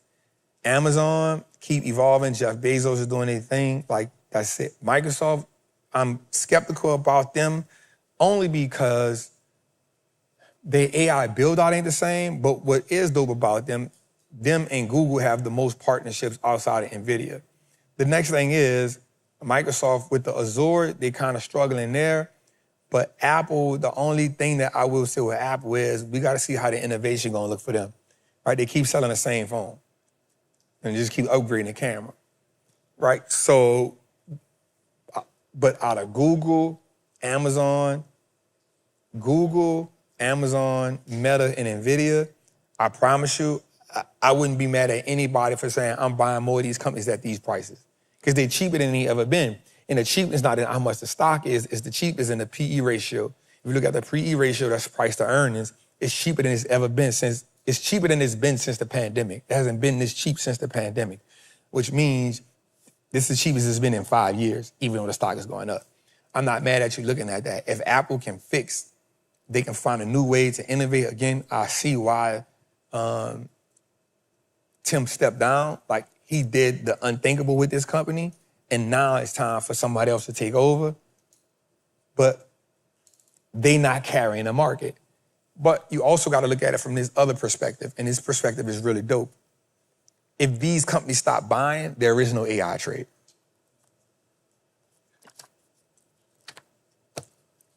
That's the caveat to that. If they stop buying, if Meta, Google, Amazon, if they stop buying, and what I mean by buying, if they stop buying chips from NVIDIA, they buy the most, even though they make their own chips. Like Google make chips now, AVGO making chips now, but they spending the most on the data centers. So if they took themselves out of the AI spend, no other companies can spend the money that they spend. So it's kind of a double-edged sword. These companies are flourishing because of how much money they spending on the future of AI. If they stop spending, a few things will happen. If they stop spending, one, NVIDIA wouldn't make the money that they're making, and then that would be a trickle effect in the other companies. But also, two, the data centers make up now 42% of GDP, meaning them building out the data centers is why our GDP is actually up. We at 100 and something percent now, 115% GDP to debt. If they wasn't spending like they spending on data centers, we would probably be at 200 like Japan. That's how much money they spending. They spending, I think next year to go by 2027, they're gonna spend something, I wanna say in the area of $7 trillion within the next couple of years on building out data centers. They already at $700 and something billion. Where else you get that kind of spend from in our economy, if not them? Does that make sense? So it's a double-edged sword. Let's go a little further, Jose. So I saw this and I thought this was a good video for us to look at. It's the correlation between silver and semis. And so just hear them out right here. Traded, they've been awful. And they tend to react to that, right? I mean, CEOs will say, well, stock's not acting well. So you might hear them tone down the pace of CapEx. Yeah. And so these things, I think, will linger a little bit into the summer. We don't think it's the end of the bull market. We don't think that the AI cycle is going to bust tomorrow. But the peak rate of change in these things do make these things worth considering. And that's why I do think the market's rotating now into this broadening out trade we've been promoting. So what he's talking about, too, is the market broadening out. And so remember a while back, I told y'all look at this stock, RSP? Well, that's the equal-weighted S&P 500, so everything in there is weighted the same. That's how you can tell the market is broadening out, because the RSP is actually beating out the SPY.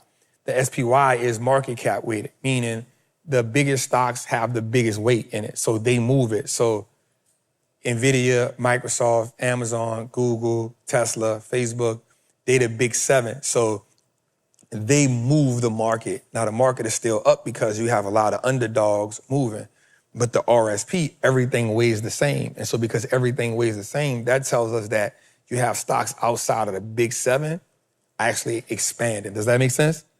So now the 7 stocks that are the biggest in the S&P is actually holding it down because now you have 495 other stocks that's outperforming.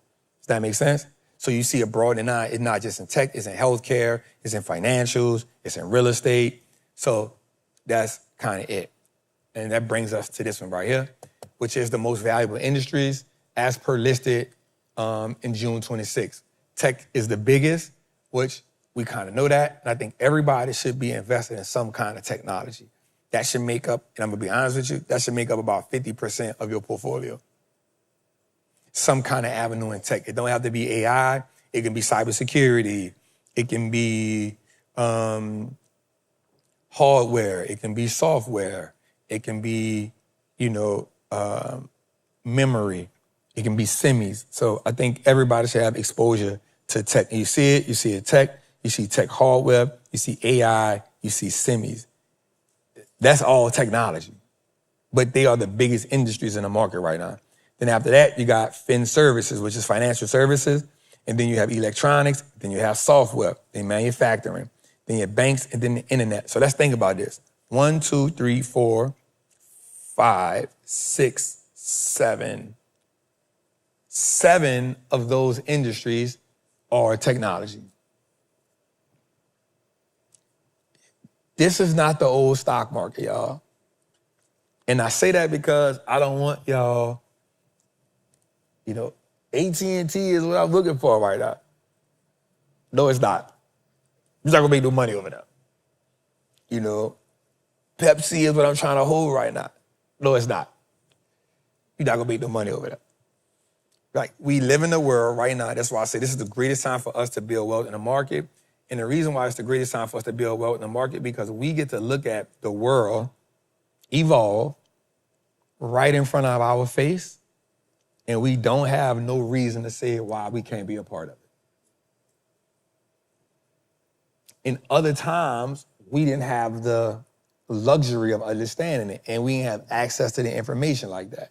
So our people missing out on a .com bubble, well, they didn't understand how to get in the market. Our people missing out on a financial crisis, they didn't understand how to get in the market. Now, we understand how to get in the market, and honestly, we should be licking our chops. So when somebody tell me the market gonna crash, I'm saying, whoop-dee-doo. I get to triple my net worth, I'm sitting on a whole bunch of cash, and if need be, I'm gonna get some money out of the bank to put in there, because you ain't gonna miss me this time. Just think about this for a second before we move on. How much more wealthy you would be if you was investing when a pandemic happened. And that's just 5 years ago. Since the pandemic, we've had one down year, 2022. Everything else has been up years. Think about that. Apple was a $2 trillion company during the pandemic. It's at $4 trillion now. NVIDIA during the pandemic, when it first hit, was a $100 stock. Before it split in 2024, it had pushed $1,000. CrowdStrike, the company that we love trading right now, was it was $75. I remember buying it. And I remember telling people like, yo, we need to get in cybersecurity right now. There's a $600-something, $300-something stock going on, whatever that is. So, but we can't look back and say what we should have did. I'm never the person to say, if you'd invested this 10 years ago, I'd be like, I didn't, so I don't want to play that hypothetical game. What I do know is I'm the person that can do it right now. So I don't care what I could have did 10 years ago. What can I do right now? And then how in the next 10 years, I don't be the person that's saying, if I would have. I want to be the person in 10 years saying, I did. Look at me now. And that's where I want y'all to be at. So think about that moving forward. Let's go a little further, Jose. What you got, boss? Well, first, your birthday coming up. Bruh. Listen. Hold up. And it's 200, bruh. We just wanted to salute my dog, you know what I'm saying? This guy. We're gonna make something happen real quick. Vincent, run that beautiful bean footage. Don't use my saying, dog. Hey, Trap, what's up, bro? I don't know if y'all could see outside, but I'm at the Legacy Museum in Montgomery, Alabama. And, man, I was just reflecting on just how we got here enslaved and just our ancestors, bro, the price they paid, you know, for us to be here. And I'm telling you, if they were here, they'd be proud of you, bro. 200th episode of pouring into our people, teaching people about financial freedom. But I got Lewis, I got Parks, Rosa Parks, I got MLK. And I'm telling you, those individuals will be proud of you today. And one of these days, your statue is going to be in your hometown because of what you've done for it. So praise God for giving you another year, 200th episode. Congratulations to you and the whole squad, bruh. We trapping. Man, I could write a book. School! On the journey, bro, that I've seen and been a part of with you, bro. But people wouldn't even believe it, brother. Where we come from and where we've been and what we had to overcome. Man, I just want to say, man, you've been an inspiration to me, bro. Because everything that you said you was going to do, bro, you did it. Through all the sacrifices you had to make, bro, you did it. You know what I'm saying? And you're going to keep doing it. You know, it's all authentic, no gimmicks. You understand? So I just want to tell you, man, congratulations on the show, bro. Also, bro, your ass is old. Like, at this point, you might as well just let the grape bust all the way out like mine. You understand me? Go ahead and be salt and pepper popping now, boy. You heard me? You up there. Happy birthday, Trap, and also happy 200th episode to the team, to the trappers. Of course, all of this is possible because of all of the people that are behind the man with the mission and the plan. Stay on assignment, stay close to God, and all will continue to be well. I love you. Hey, what's up, man? Big shout out to that boy Wallstreet Trapper. Congratulations on your 200th episode, man. You know, you're always welcome to come kick it back in the trap with us. Big salute. That man went from the very bottom to the tip of the top, You see what I'm saying? From chain gang to getting that money. Yes, sir. Wallstreet Trapper. Congratulations. I pray that the Lord continues to bless and order your steps. Job well done. I am so proud of you. All right, Trap. From the Weegways. Happy birthday! Happy birthday to, this is a crazy angle. Happy birthday to ya. Yes, sir. Happy birthday to ya. Yes, sir. Happy birthday. Yeah, everybody say happy birthday, Trap. Happy birthday, Trap. Yeah, everybody. Congratulations on your 200th episode. Hi, come on, we carrying. Congratulations to Wall Street Trapper. 200th episode. Trapping Tuesdays are amazing. I watch it every time I get a chance, and you just keep getting better and better. I'm so proud, so happy for you. Keep on keeping on. Yeah.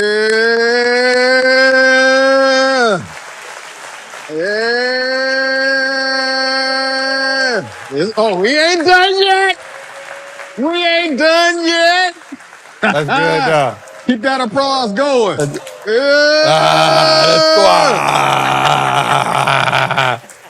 Oh, my guys, they work religiously, man. I appreciate you, boss. Thank you, man. It's from the team. For the team? My team got me something. That's heavy. That's a gun? Oh, allegedly. All right. So they got me this Book of Matthew. That's nice. Mm-hmm. Who I did this with?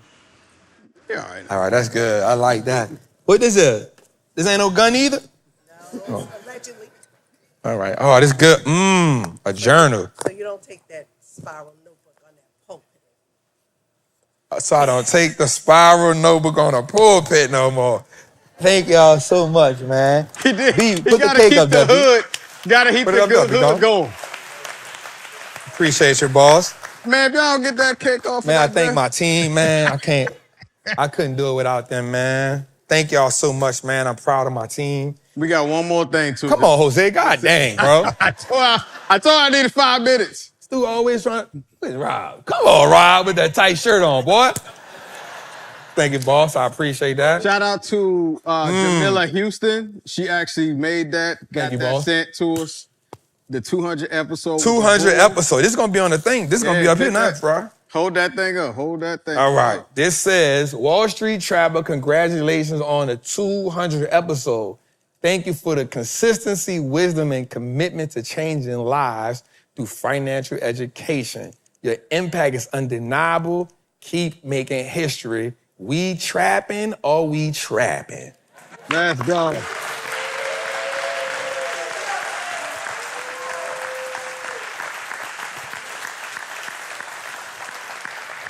You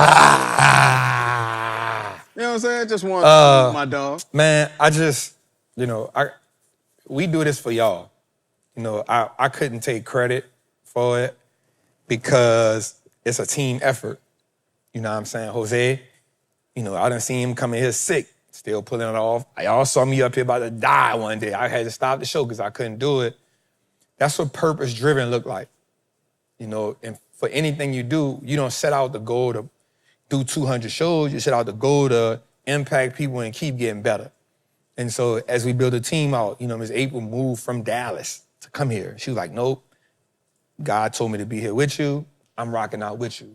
My cousin George, man, he left, Louisiana. Like, bro, I'm all in. My cousin Elise, who y'all don't see, she quit her job and we wasn't making no money. I just told her, believe in me. I said, bro, just believe in me. Any bills you got, I'm going to pay them if you feel like you can't pay them, but I need you. And so everybody here has made sacrifices for me to get 200. I'm just the person y'all get to see all the time. You know what I'm saying? But I can't do it without the squad. So this is not a Wall Street Trapper 200 episode. It's a family 200 episode because I don't make one graphic. Steve does that. You know what I'm saying? I don't do none of that. I don't fine-tune no mics. I just put them on when they tell me to. I don't put no cameras up. I just pay for them. You know what I'm saying? So this is a team effort, man. And more than anything, we do it for y'all. Everybody who watch us, everybody who, watch the replay because you can't get it because you at work. We can't do it without y'all. And then more than anything, I'm just glad that y'all allow us to be in y'all life for 200 episodes. And the goal is to get 200 more. You know what I'm saying? The goal is to keep serving y'all, keep being a part of y'all journey. There's some people that been with me long enough now, they kid was a certain age, now they kid 5 years older. I'm like, dang, I remember when it was this small. So that's the longevity we want. And so we want y'all to be a part of this. We want y'all to call this home. We want as y'all grow and y'all become 7-figure traders, our goal is to be a part of that in any way, shape, form, or fashion. Whether it's, man, because I saw Trap and Jose doing this exposed me to this. Whatever that is, man. So, I thank y'all for the happy birthday for sure. But the cake, the 200 episode, man, that's a us effort. And we give it to God that we get 200 more. And we pack 200,000 more people along the journey. So for each and every one of y'all, man, thank y'all. We appreciate y'all. I can't take this by myself. I take this because of y'all, and I want y'all to feel like y'all a part of it too. So thank y'all for that. You hear me? Amen.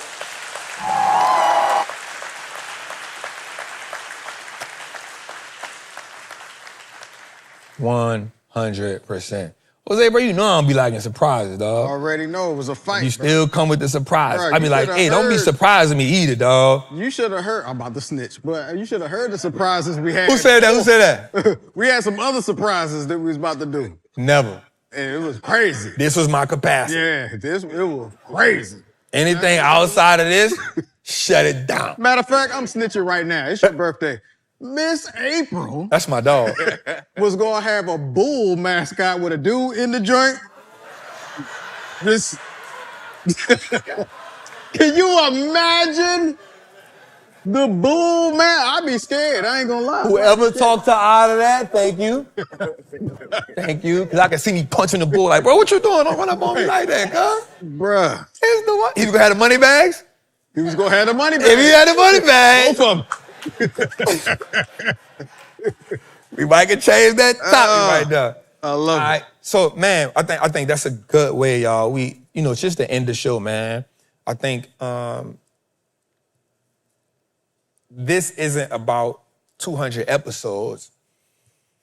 It's about consistency. Whatever you do, whatever you set your mind to, you don't got to be perfect. Man, I think last week, man, I was showing a close friend of mine episode 1. I said, this is what episode 1 looked like. And it was like, I don't really see it different. I was like, no, listen to it. You see the echoes, you see the freaking shadows and darkness in the cameras. And I said, but here's what the birth of it was. And I went back to the old trapping tools when I had the red cup and I was the glasses on and it was the pandemic. So my beard, I looked like a refugee, right? But just showing up, not trying to show up perfect, not showing up for it to be right, showing up. And I want y'all to do that. And I was talking to my guy, David Shands, and he told me something. He said, most people who do shows don't make it past episode 50. Like, this is a part of my life. My whole schedule, their whole schedule, my team whole schedule is around being around here from 7 to 10, which means they probably got to get here at 2 o'clock. You know, my graphic guy, Steve, I put him under pressure every Tuesday because at 6:45, I'm gonna send him about 5 and be like, hey, I need these 5, bro. And he don't never say no. He like, all right, bro, we gotta get it. I can send him something that's 6:55 and be like, hey, I need this. It's Jose saying, hey, bro, that don't sound right. Let's move this around. I'm the king of coming up with something at the last minute. But that's how you gotta be on your vision. And you get people around you that don't talk you out of it. You get people around you that say, all right, bro, we're gonna figure it out too. One of our core statements in this company is mistakes are inevitable, but growth is non-negotiable. I'm okay with us making the mistakes. I'm gonna make them. But do we keep making the same ones over and over again? We ain't growing from them. And that should apply to everything in our life. So this episode was titled Economic Warfare. And you gotta go to war for whatever y'all want out here. I was just talking to my mom today. She's just like a mother to me. And I was telling her that today we was talking and I said, you gotta get so uncomfortable with, and I could talk to her like a real nigga. So I'd be like, you gotta get uncomfortable with shit. You know what I'm saying? Like, you gotta get so uncomfortable to where like you see it's chaos, but you're still willing to do it. Don't nothing great happen for nobody in this world if they wait for all their chips to fall in place. Don't nothing great happen. Don't nothing phenomenal happen. And I can go back through my life over and over again. When I quit the job, I was making $100,000 and some a year. I was like excited, like, bro, I'm a street dude that finally got a job and I'm getting paid $100,000 and some a year. But bro, I'm working 7 days a week, 12 hours a day. Is it worth it?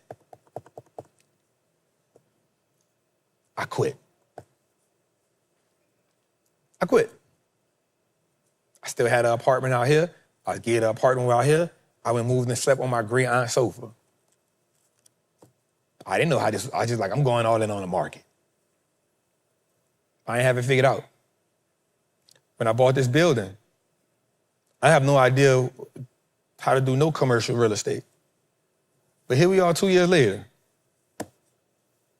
Full, renovated. I done went way to China. I have no idea what's going on in China. But I saw on TikTok, you could go to China and buy some stuff because it's cheaper.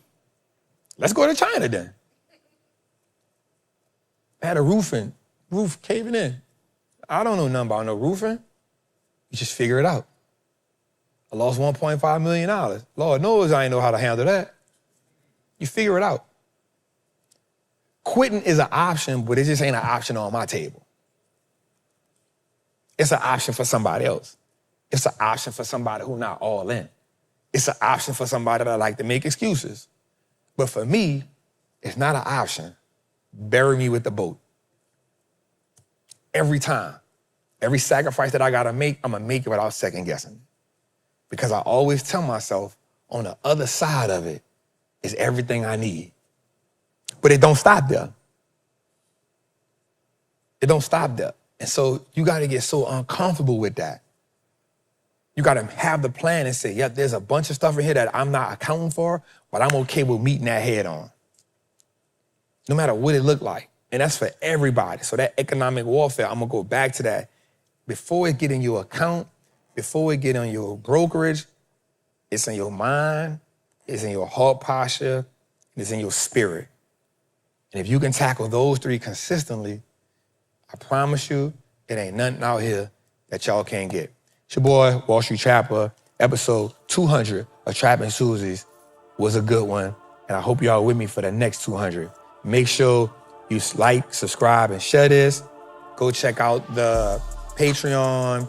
Go check out our merch, because I got to pay George, and he got to do some work. Jose drop an episode every week on all the platforms. Go check it out. If you're not into it, get into it, man. We not going to have Trapping Tuesdays next week. Jose and them going to come up with probably a replay, or they probably put something up that we did, because I'm going to be in France. Bonjour. Book it. Let's go, man. Good night, y'all.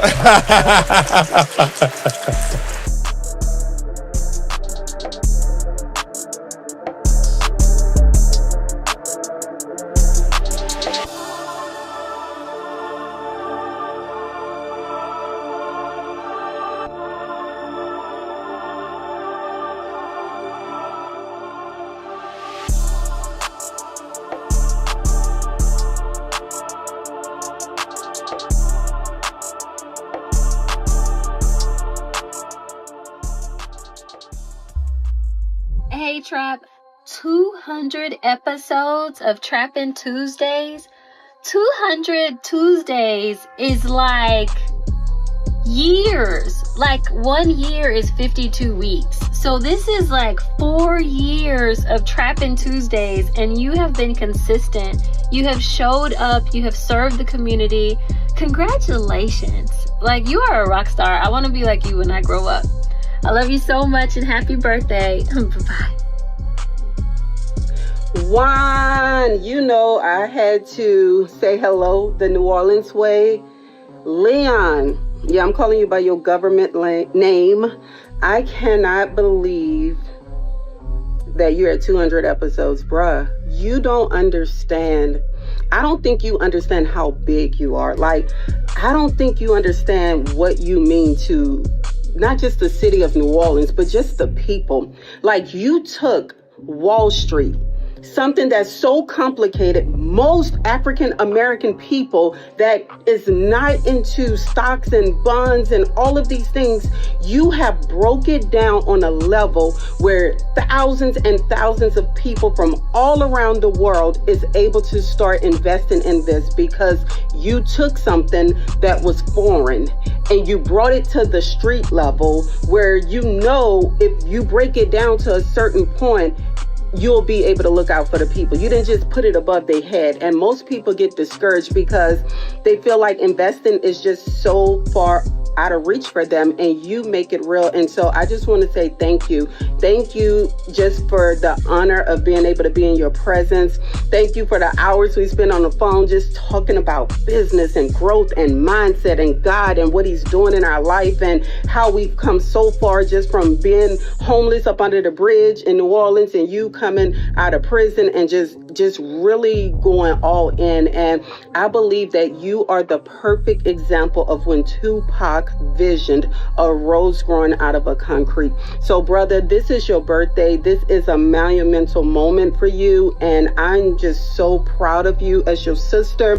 I'm your big sister. Even though you older, I'm still like, you know, I'm like I'll throat chop you, but I love you so much. Congratulations on your success. I am praying, pressed down, shaken, and run it over. I already know you've been pressed. I already know you've been shaken. And so you enjoy this run over, brother. You are running over into generations. And I am here for you. Whatever it is you need, I'm just a phone call away, bro.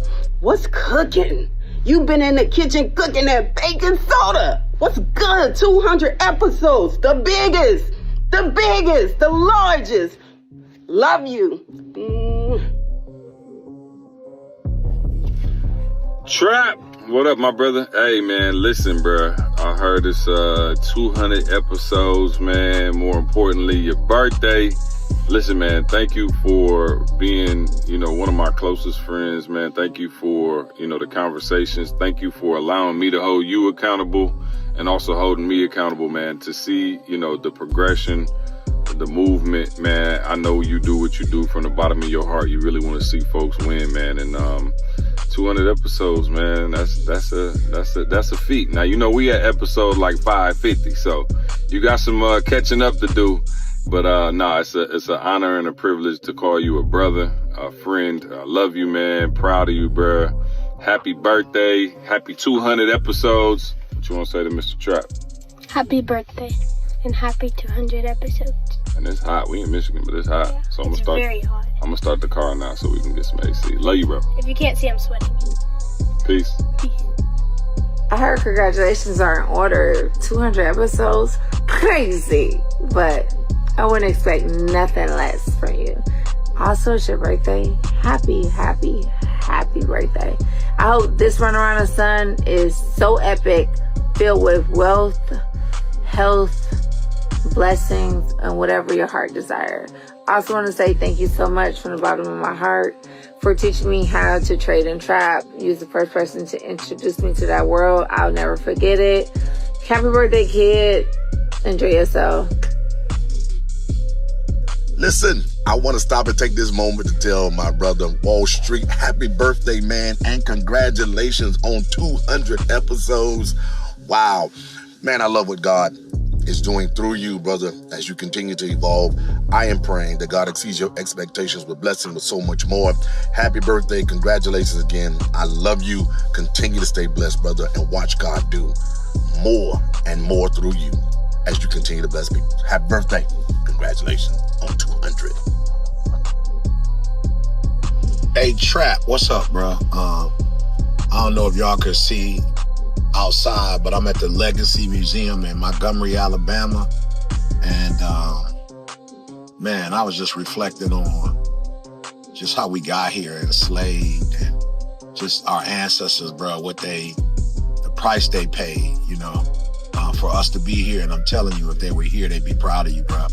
200th episode of pouring into our people, teaching people about financial freedom, financial literacy, about God. They was all about that life, bro.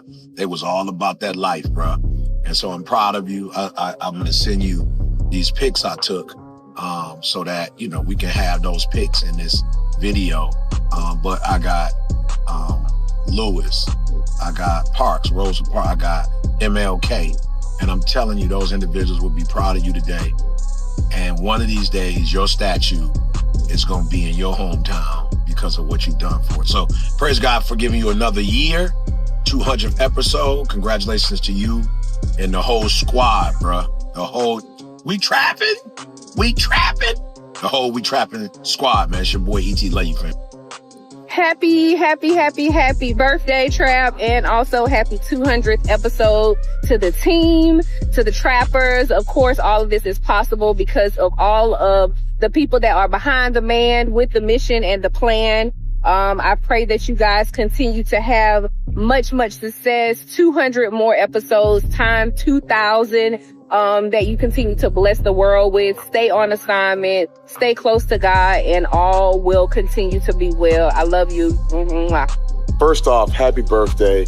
Congratulations on 200 episodes. Now, you know what that reflects, bro? That reflects your consistency and you operating in the gift that God has called you to, bro. I'm proud of what you've done.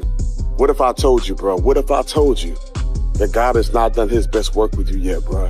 What if I told you, Trap, you young? What if I told you, bro, this is just the beginning?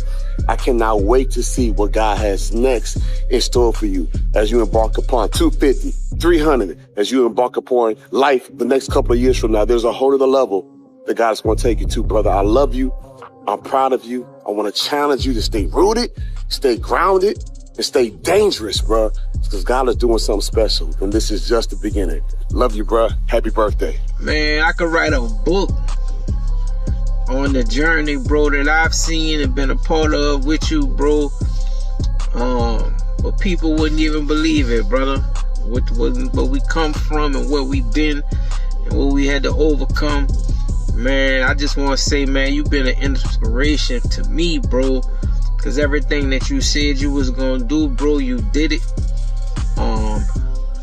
Through all the sacrifices you had to make, bro, you did it. You know what I'm saying? And you're going to keep doing it. You know, it's all authentic, no gimmicks. You understand? So I just want to tell you, man, congratulations on the show, bro. Also, bro, your ass is old. Like, at this point, you might as well just let the grape bust all the way out like mine. You understand me?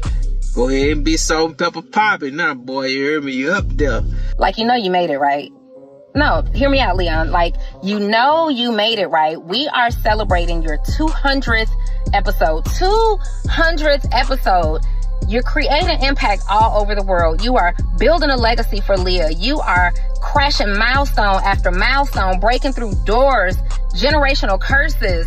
All the things they said you couldn't do, you're doing it. You did it. And on top of that, we're celebrating your birthday. And I cannot be more proud of you. I cannot be happier for you. I am so grateful to be connected to you, and I love you with my whole heart. Hey, what's up, man? Big shout out to that boy Wallstreet Trapper. Congratulations on your 200th episode, man. You know you're always welcome to come kick it back in the trap with us. Big salute. That man went from the very bottom to the tip of the top, You dig what I'm saying? From chain gang to getting that money. Yes, sir. Wallstreet Trap. Congratulations. I pray that the Lord continues to bless and order your steps. Job well done. I am so proud of you. All right, Trap from the Weegways. Happy birthday. Happy birthday to you. This is a crazy angle. Happy birthday. Happy birthday to you.